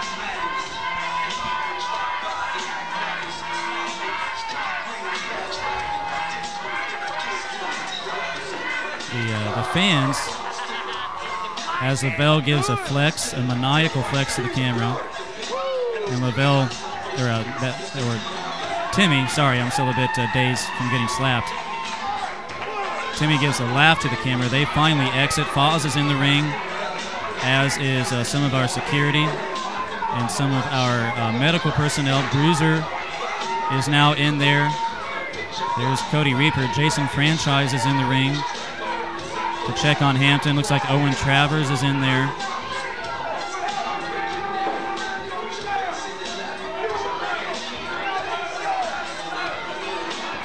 Of course, my broadcast partner, Anthony Fosnaugh, he's known John for years. They've both been here since Sports Entertainment Wrestling was founded back 3 years ago.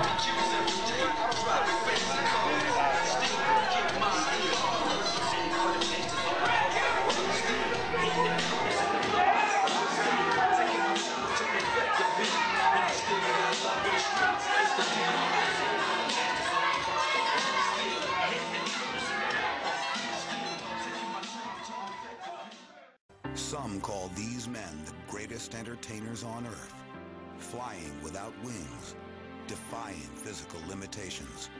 But the risks these men take are great. Bodies have been battered, necks broken, careers ended in an instant. Yes, this is entertainment, but the hazards are real. No matter who you are, whatever you do, please don't try this at home.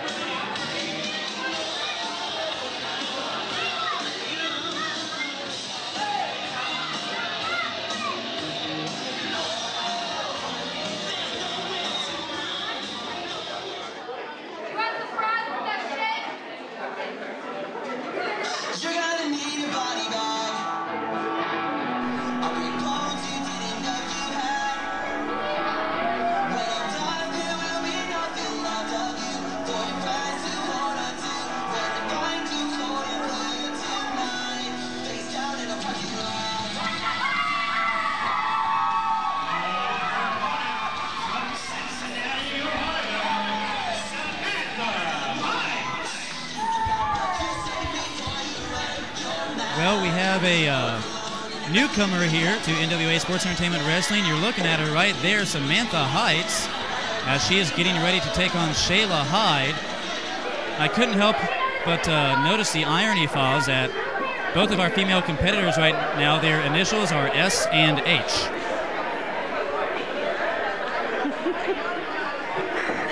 It didn't happen intentionally, but that's the way it happened nonetheless. We now have a third referee substituting. Casey Alexander is his name, and we appreciate him being here. He happened to be in the back, just kind of in the wings, and now that both Dustin Rollison and Warren Freeman have been injured, we're now to our third referee.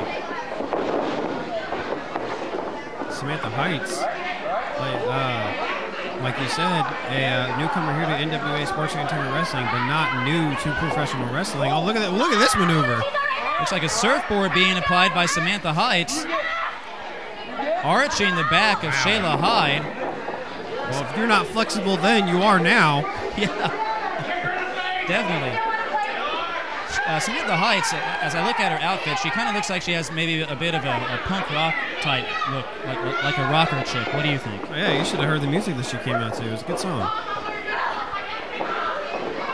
When she came out, I wasn't paying attention to the music. I was paying attention to other stuff. What a counter by Shayla Hyde. And now taken down with a drop toe hold. Samantha Hyde still on the assault. Oh, look at this. Chin lock being applied as Samantha Heights bridges and pulls up on the chin of Shayla Hyde. Now looks like a front face lock being applied. If you notice, Shayla Hyde doesn't have her fuzzy things on today. The boot covers. I asked her what those were. She told me their technical name is boot covers. Really? Yeah, she wouldn't tell me what they were made out of, but nonetheless, they're called boot covers. And but yeah, you're right. A different outfit, a different look this month. You know what? Shayla Hyde. Knowing Shayla Hyde, those boot covers are probably made out of her opponent's hair. Like any woman she's ever wrestled, she takes a piece of hair and then eventually makes those boot covers. That could be. She does like to pull a lot of hair. And to drop to hold it into the into the turnbuckle padding. Goes face first. You're Shayla Hyde. She took too much time, Samantha Heights, to drop toe hold. Oh, swing and a miss. Samantha Heights went for a running baseball slide. Shayla Hyde moves out of the way. Samantha Heights, I think she might have hit her right knee into that bottom turnbuckle. There's that hair pulling. Shayla going for a suplex and gets a nice textbook suplex there by Shayla Hyde. This is not her first match here in Sports Entertainment Wrestling. She has wrestled several matches for us so far this year. And Shayla, though, taking a bit too much time there to figure out what she was going to do next. The thing about pro wrestling, you always need to be thinking 2 or 3 moves in advance. If you're trying to make it up as you go, it'll cost you. Samantha with a roll-up could be it. Casey Alexander, is that his name? Yeah. Casey Alexander calls for a 2. Samantha kind of staggering Shayla Hyde first to her feet with a big elbow, taking down Samantha. Well, Shayla's jaw was hurting. Now Samantha's jaw is hurting. A kick to the back by Shayla. I like Samantha's hair. Oh, wow, what an elbow. Did you see that, Jimmy? I did see that, and the crowd saw it, too. That really got the crowd to wake up at least a little bit. Ooh. Man, oh, man, did the crowd get into this? Did you see and hear that kick to the back and then a chop, 2, 3, chops to the chest?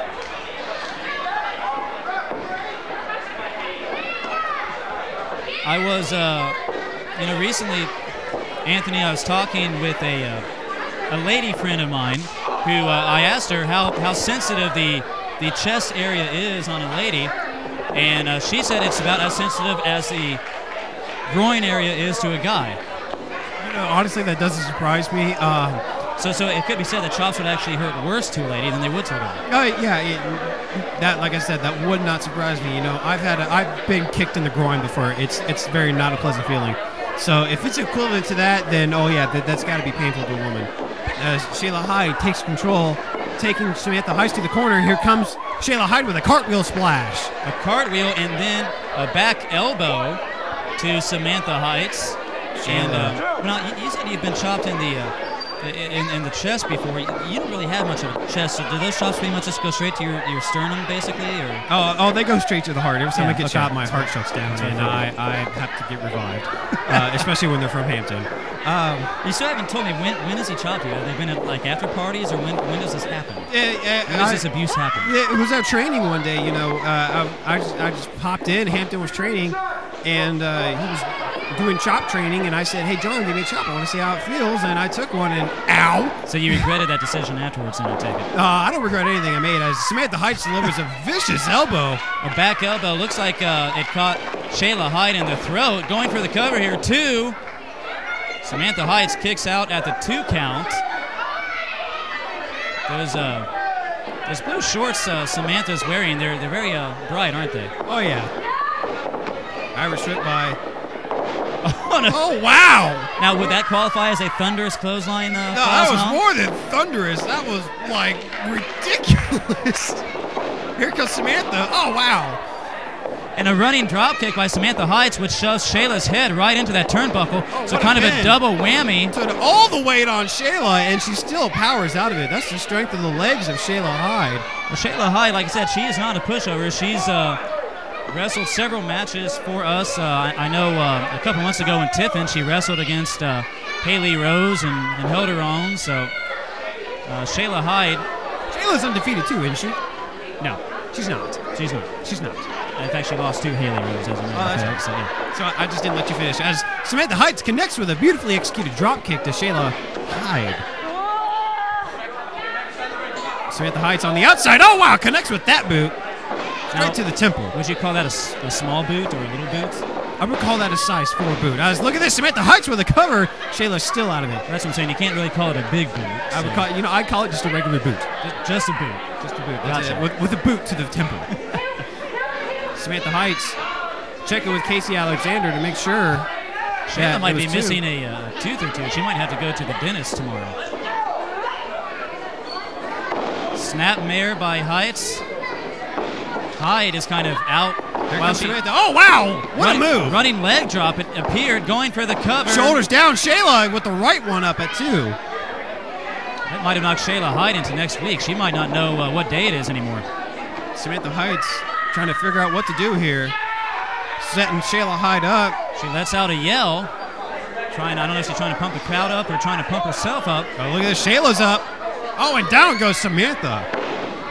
Heights was going to go for a high-risk aerial maneuver. Hyde grabs the ropes. Heights comes crashing down, now grabbing the hair. We talked about... Face down! We talked about Hyde liking to do that. I was going to say hail, and I knew that wasn't right.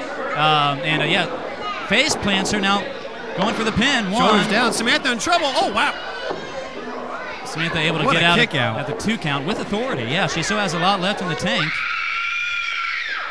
Oh, my God. A big, scary scream there.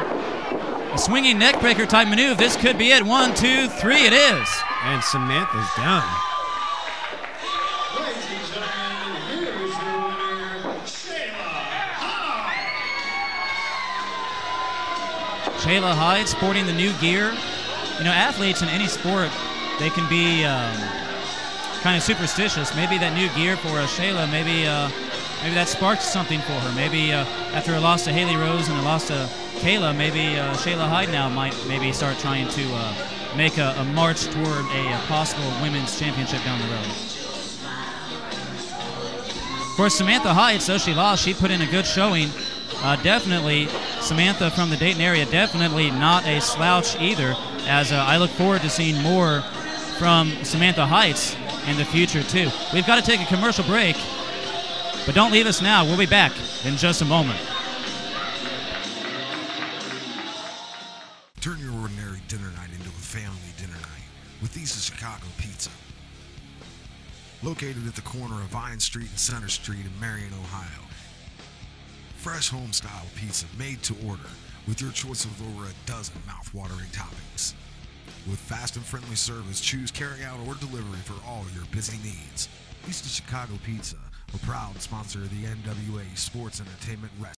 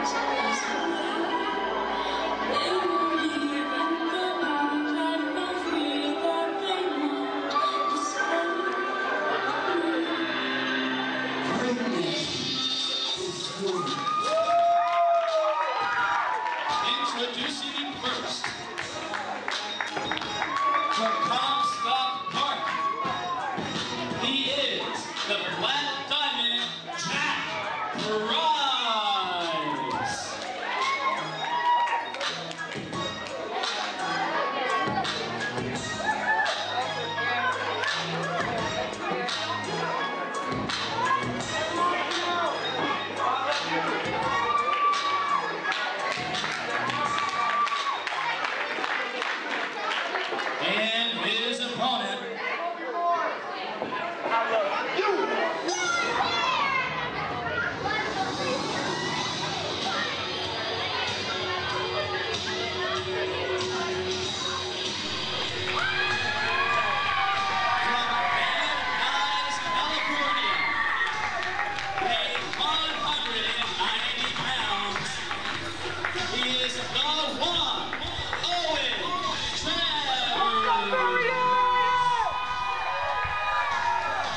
Well, Owen Travers, he's a very, very excellent heavyweight contender going up against one of his longtime rivals, Jack Price, here live in Marion, Ohio at NWA-Sports Entertainment Wrestling Breakdown. As my broadcast partner makes his way back to the ring, Owen Travers in the corner posing. Both Owen Travers and Jack Price, like I said, longtime rivals, but they have a lot of respect for each other. You know, let's see how this happens in the turn of events. You know, Owen Travers could walk out with the win. Jack Price could walk out with the win. Both of these men know each other very well. They know they're about six steps ahead of each other at all times. So this will be a very interesting match. I'm excited for this one. These guys have wrestled each other 3 times in the past. Now, here's an interesting statistic that Jack Price, the Black Diamond, told me about. He actually is undefeated against Travers. They've wrestled 3 times in the past. Jack Price has won each time, which I found very fascinating. So Owen Travers definitely looking to try and, well, he can't even the score with 1 victory, but at least put a dent in the score, so to speak. But as you mentioned, these guys have wrestled in Michigan. This is, I believe, their first match here in the state of Ohio. And we here at Sports Entertainment Wrestling are proud to be bringing it to you. And there's that respect I was talking about. You know, longtime rivals, but a handshake at the start of the match just shows the respect. Yeah, friendly rivals for sure. Both these guys, wouldn't you say, Foz, about the same height, same weight. This should be a very even back and forth matchup, I would think. Plus, they both actually follow the rules too. Oh yeah, you know, Jack Price at 185, Owen Travers at 190. They're just about relatively the same height. So let's see here. We got a test of strength, pushing the shoulders. Price wins this one, taking Travers to the ropes as Casey Alexander starts the count. Jack Price backs off. A clean break, like I thought. Again, both of these guys, true sportsmen, a lot of respect for each other. And like I said, they have traveled together before. I don't know if they did tonight, but they have before. So, like I said, rivals, but friendly rivals. As a lock-up into a front face-lock, into a hammerlock, into a front face-lock, into a stalemate. Well, that was pretty. That is chain wrestling at its finest. Seems like Jack Price went for a takedown on Owen Travers, but Travers caught him in the front face lock, and then all that chain wrestling started, and ran the cartwheel by Owen Travers. A thunderous cartwheel by Owen Travers. Oh, my goodness. You're getting amped, aren't you? It was a one-handed cartwheel, which is pretty impressive. I don't know if I could even do a two-handed cartwheel, and here Owen does a one-handed cartwheel. Once again, a test of strength. Jack Price won the test of strength a little while ago. Looks like Travers is going to win this test of strength as he backs Price up against the ropes. And look at this takedown by Travers. And a counter. Price spins him off. And a takedown by Price. And Travers spins him off. And here comes Travers with a wraparound. A waist lock. Price trying to get out of it. Trying to grab the legs or the head. Either way will work. Travers steps up front. Still got the wrists. And a shoulder to shoulder once again. Wrist lock applied. Up and over! A monkey flip. Up and over goes Travers. Make that 2 monkey flips. Both their shoulders are down. This could be a double pinfall. Both get their shoulders up. Now again. Casey Alexander has nothing to do but count. They're so even in strength. Oh wow! Look at this. They both bridge up. Still got a hold of each other. And look, Jack Price was the one to break it. Now applying a wrist lock. Now a side headlock applied by Jack Price.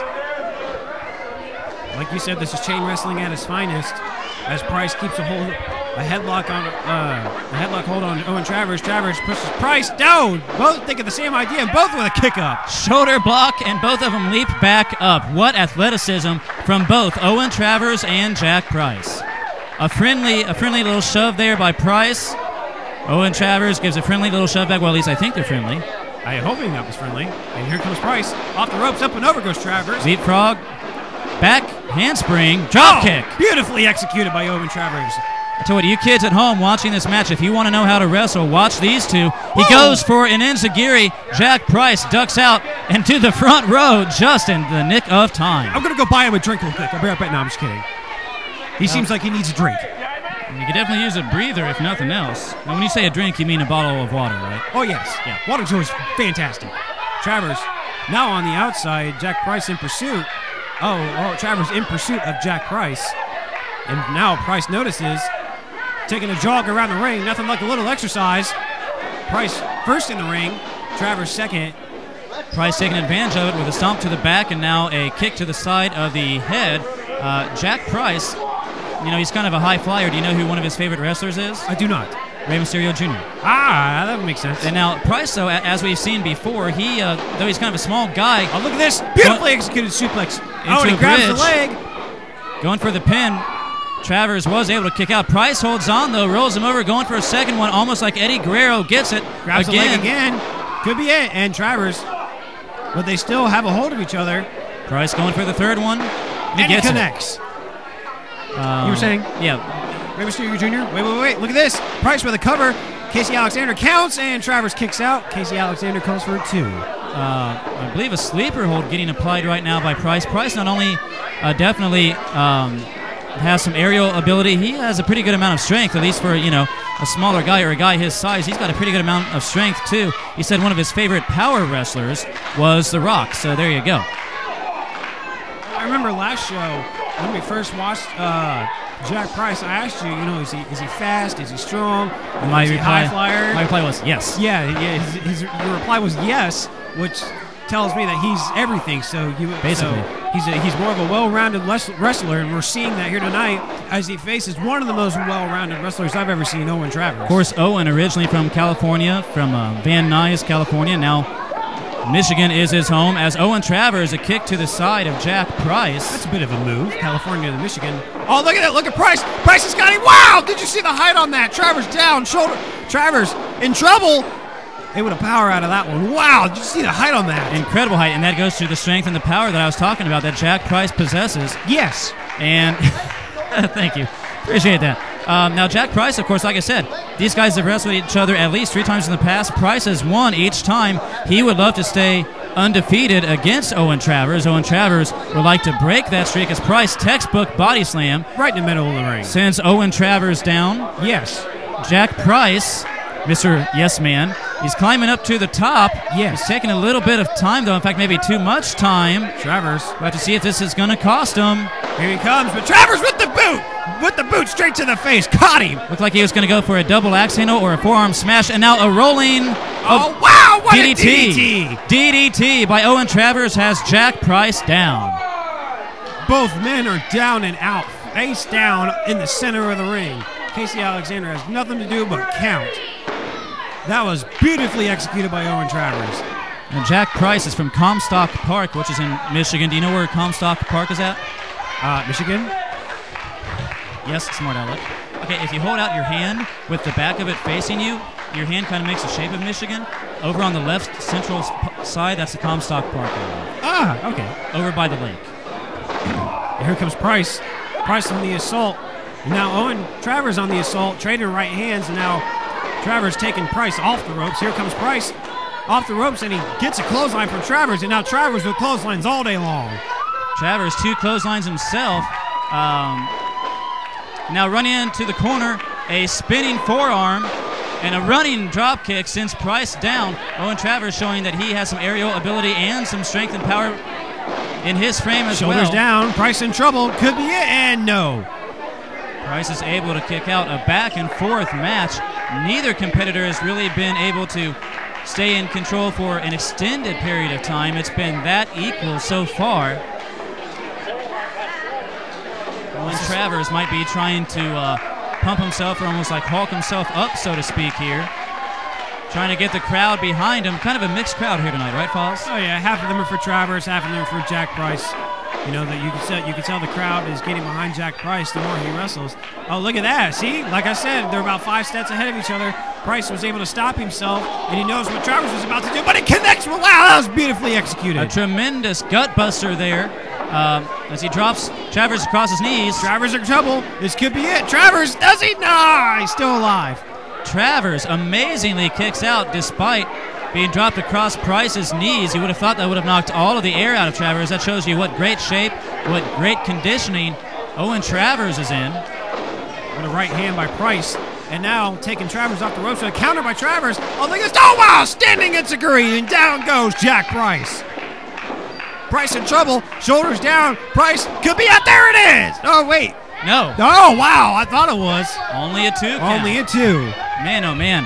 That was close. Price, I think, was about 2 inches away from losing this match. Somehow got his shoulder up. Centimeters, Jimmy. That was centimeters.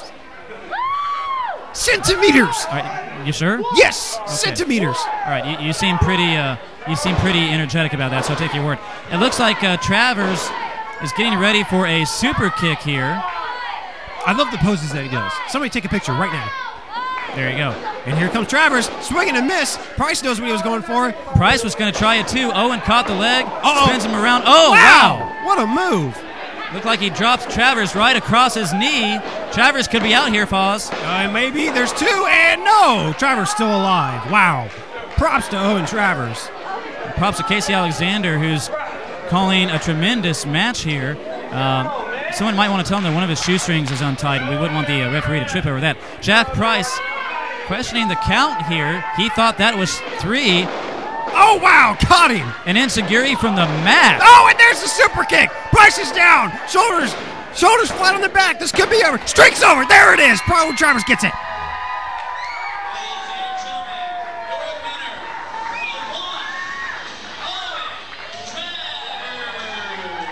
Streak is broken, Jimmy. The streak is broken. Jack Price has lost to Owen Travers finally. For the first time, so you're definitely very excited about this match. I'm worried about you having a heart attack or a coronary or something like that. Owen Travers, nonetheless, he is victorious. His first win against Jack Price. And, earlier on, Foz, you were talking about Travers being a former heavyweight contender, and you're right. But with Owen being only about 190 pounds, I kind of wonder whether or not maybe the citywide division might be a better division for a medium-weight guy like Owen Travers. You never know. If you're good enough to be a heavyweight contender, which Owen Travers is, he could very well do excellent in that division. But you're right. He would do very, very well, maybe even better in the citywide division. I see Owen Travers as a future citywide and possibly a heavyweight champion, along with Jack Price. I definitely agree. I could see gold in his future. Jack Price, no slouch either. He put in a tremendous performance. Both of these competitors did, and there is true sportsmanship right there. Jack Price, the loser, holding up Owen Travers' hand. All right, so the next match will be the main event. The tag team titles are on the line.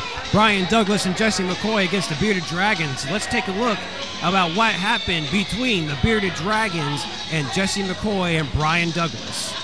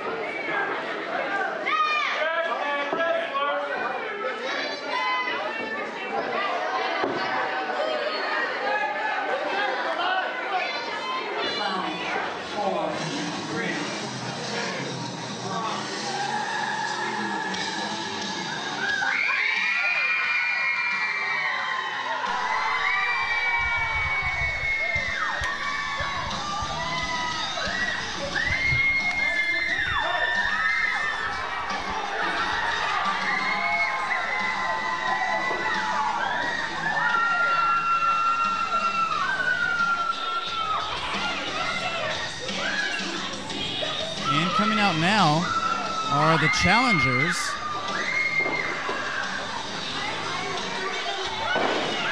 A team as of yet that does not have a name that we can really call them. But since becoming a team a couple months ago, they are undefeated.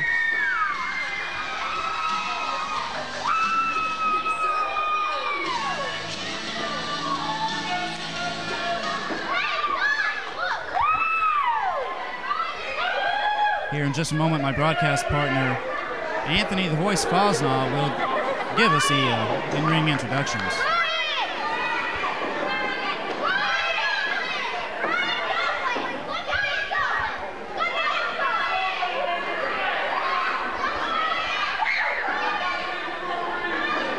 Ladies and gentlemen, the following contest is our main event of the evening. It is for the NWA-Sports Entertainment Wrestling Tag Team Championships. Introducing first, to my right, the challengers at a combined weight of 317 pounds, Jesse McCoy and Bryen.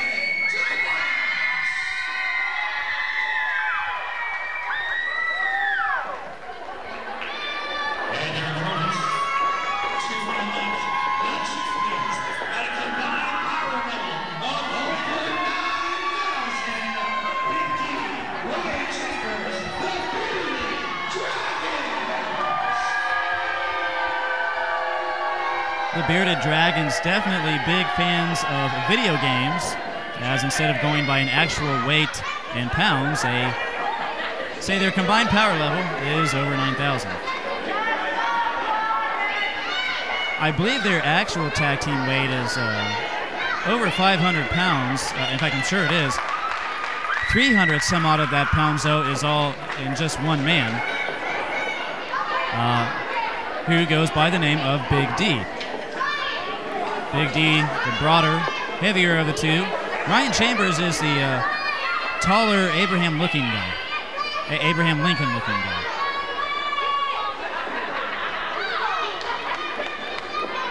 I think if we got Ryan Chambers maybe a tuxedo and a tall top hat, I think he could look like Abraham Lincoln.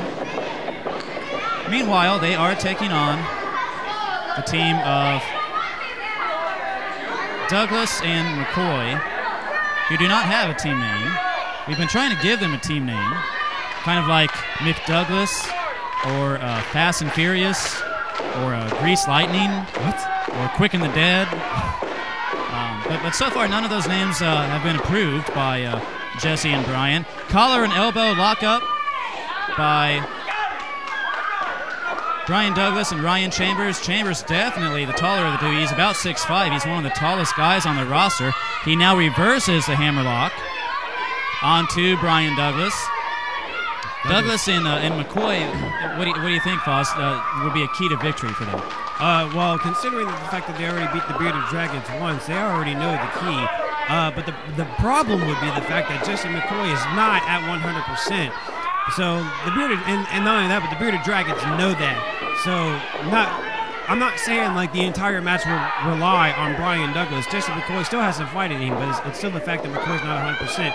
But to answer your question, the key to beating the Bearded Dragons would be to keep, in my opinion at least, would be to keep the smaller man, which in this case would be Ryan Chambers, away from his own corner and keep Big D out of this match.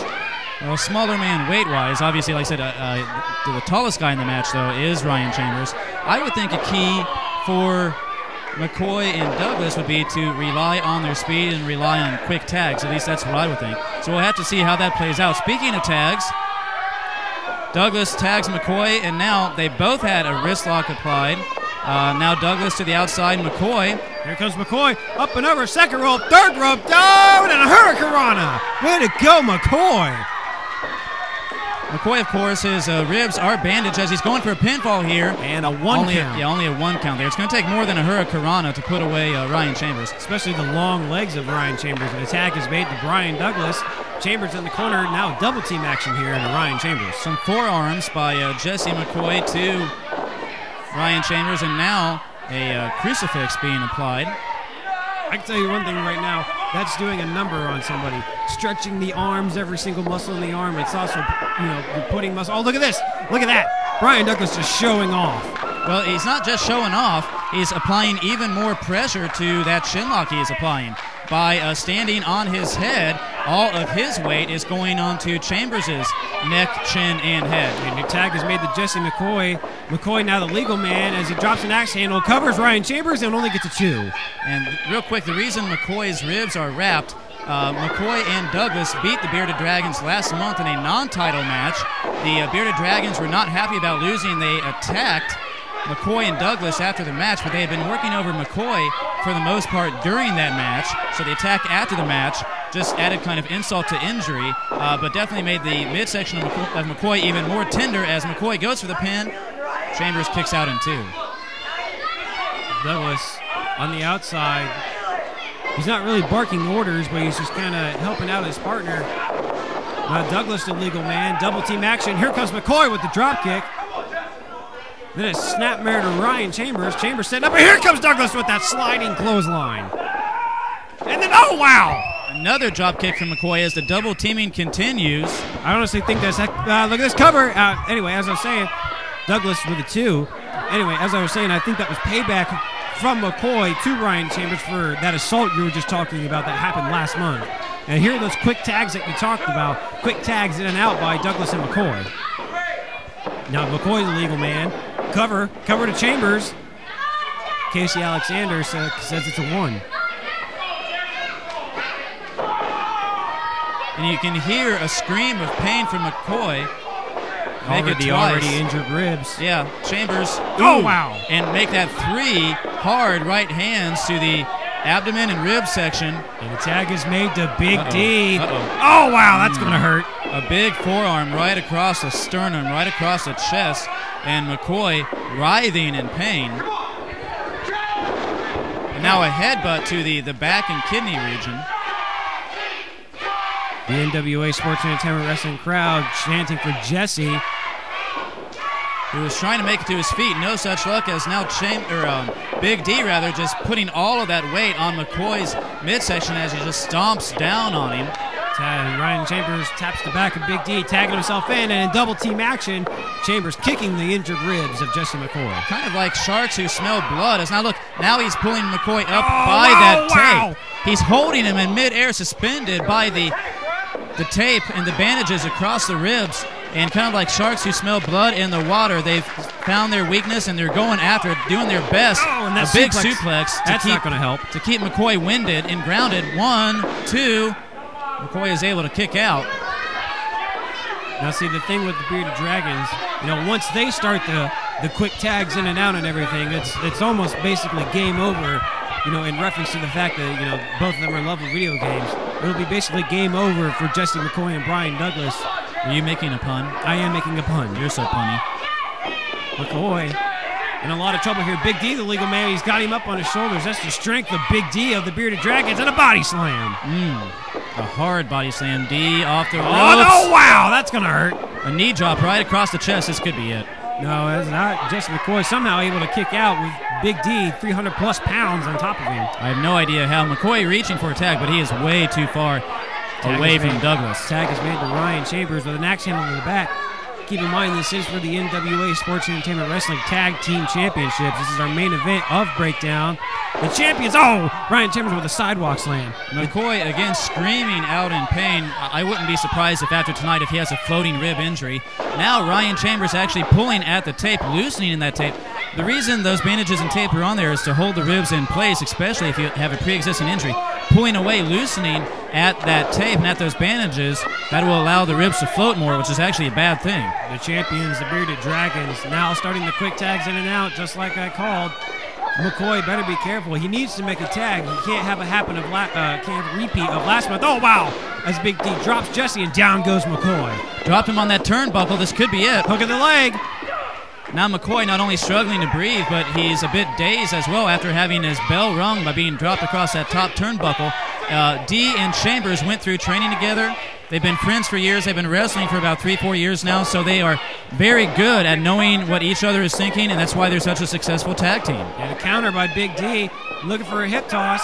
You're not gonna hip toss him. No, up and over goes McCoy, but he's somehow able to hold on. Which is probably a good thing for the Dragons. Had McCoy gone over in NWA, you're not allowed to throw an opponent over the top. That could have been a disqualification had McCoy not held on.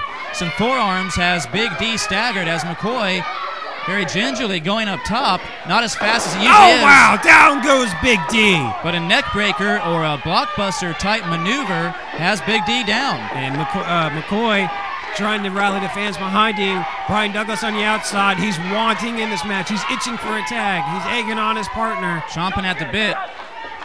Looking for it. And he's connected. Bryen Douglas, now the legal man. Here comes Douglas with all the momentum in the world that he needs, with a forearm to Big D. And then another one. Can't get the big man down, though. Three of them still can't get him down. Oh, wow. Oh, looking for a crossbody, but he got caught. Douglas got caught. And see, this is why they know the Bearded Dragons. Down goes Big D. A big running forearm, spinning forearm, and now kick up by Douglas going for the pin. Could it be it? And no, Big D able to get the right shoulder up. That was very close. Douglas was just centimeters away from winning the tag team titles for him and Jesse McCoy. Douglas now trying to rally the fans, and I'm not opposed to getting fan support, but at the same time, you don't want to take too much time doing it, or else it could cost you. Oh, look at Chambers! A cheating move there by Chambers, taking the low road, knocking Douglas off the top turnbuckle. Possibly saving the titles. Saving the titles for the Bearded Dragon. And now look, that big 300-pound foot of Big D across the throat of Douglas, choking the life out of him. Douglas trying to push off of the turnbuckles to get free. Now a tag being made. Chambers is in, a double team going on. Oh, man, and right across the throat of Douglas. If he wasn't winded enough already, he definitely is now. Much like his partner McCoy, Douglas now probably struggling to breathe. What a right hand. A hard right hand to the side of the head.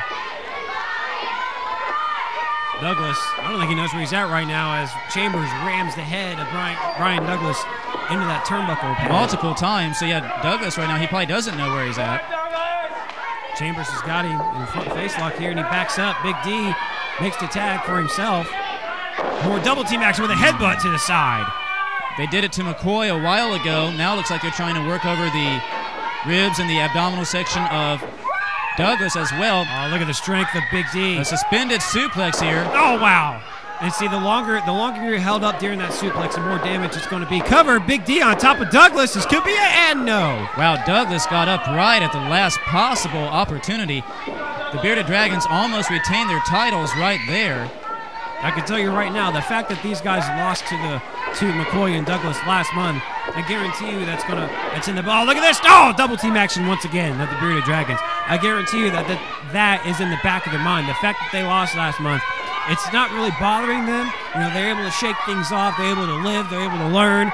You know, I guarantee you that they sat and watched that match over and over again to see where they messed up. They're still bitter about it. They're still fuming about it, is what you're saying. Yo, yeah. And look at this. Oh, look at this. Douglas reaching for a tag. Went under the legs of Chambers, but still wasn't able to get him. Oh, but he kicks Chambers off. He might get it now. He does. Tag is made to McCoy. McCoy ahead of steam. A running clothesline sends Chambers down. A back elbow. He needs to watch those ribs, though. And a flying, looked like a spin wheel kick there by McCoy. And Douglas taking care of Big D. Here comes McCoy taking out Big D. Smart tag team work there by the new tag team of McCoy and Douglas. Douglas a drop kick to the midsection, which doubled over D, and then a drop kick to the head by McCoy to send him to the outside. And here we go. Baseball slide to Chambers and Big D. Double baseball slides at the same time. And now it looks like McCoy and Douglas might be looking to fly here as both Bearded Dragons on the outside. They do. Up and over goes. Wow, that was beautiful. Suicide dives by both wrestlers. Plancha-type maneuvers by both McCoy and Douglas has both of the Bearded Dragons down. McCoy's got to watch it, though. Like I said, those injured ribs, you know, it's dangerous moves like that could take a toll. McCoy did the dive to Bryen Chambers. Bryen Douglas did a dive to Big D. McCoy first to his feet. McCoy and Douglas, the challengers here, but Jesse McCoy and Bryen Chambers are the two legal men here. That suicide dive might have taken a little bit out of McCoy. Actually, I think it might have taken a lot out of McCoy. He's barely standing himself. Chambers in the corner, McCoy in the corner. Here comes McCoy as Chambers moves out of the way. Oh, McCoy taken down by a thunderous clothesline. Well, he landed hard on that top turnbuckle, I think with his ribs, and then got that huge clothesline. McCoy now gasping for breath. Actually, I think both men would love to make a tag. Big D not even back up in the apron. Neither is Bryen Douglas. They're both still down on the outside. Finally, both of them are starting to kind of crawl back to their respective corners. Ryan Chambers now on the assault of Jesse McCoy with a forearm. The crowd chanting Jesse for Jesse McCoy and Bryen Douglas, the challengers. The champions, the Bearded Dragons, putting the titles on the line here tonight. Looks like Ryan Chambers could be setting up for a superplex. If he lands this, Foz, it could be all over for McCoy and Douglas. Well, look at this dangerous territory. They better watch it. Oh my God! McCoy reverses it in mid-air, turns it into a swinging neck breaker. So it's basically a swinging neck breaker from almost 10 feet up in the air, going for the pin. Oh, wow, and Big D saves the day. If not for that, I think we would have had new champions right there, because I don't know if Ryan Chambers would have been able to kick out of that. The referee, Casey Alexander, has been doing a tremendous job of being a substitute official here tonight. Oh, look, did you see what Douglas did? That was smart. Casey had his back turned as he was reprimanding Big D. Douglas pulled McCoy closer for the tag, and there it is. Tag is made to Bryen Douglas, and now he's the legal man, and down goes Chambers. Chambers in a lot of trouble here. Douglas, a fresh man with a lot of momentum, looking for a clothesline. Oh, look at this. Look at Chambers with a sleeper hold, shutting down Bryen Douglas. And Chambers, as tall as he is, he's just kneeling down to one knee. Douglas is only about 5'10", 5'11", and so Douglas could be going out here. If Douglas falls asleep and can't continue, the Bearded Dragons are going to retain their title. Their backs are to us here at the announce table. I believe Douglas is going out, Foz. The referee checking to see if Douglas can continue. He's raised the arm once. Douglas is still in it. Look at that. Douglas is still alive. Which is good. If that arm goes down 3 times, the match would be over. Douglas trying to elbow his way out of it. Is finally able to. Nope. Oh, wow. Chambers takes the low road by grabbing the trunks. Oh, up and over. Oh, taking up Big D. The final countdown. Chambers in trouble. Shoulders down. Here we go. New champions. They did it. They did it. Oh, my God, they did it. Bryen Douglas and Jesse McCoy are the champions, Jimmy. We have...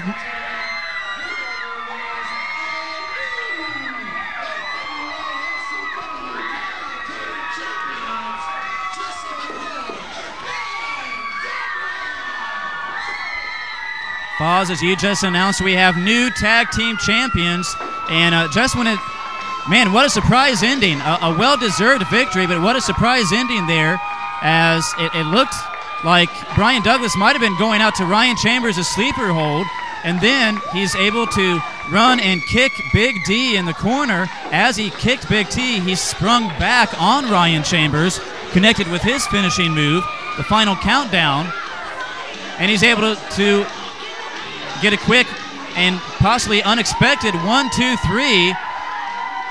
Jesse McCoy and Bryen Douglas, one of the more popular tag teams in the Central Ohio region.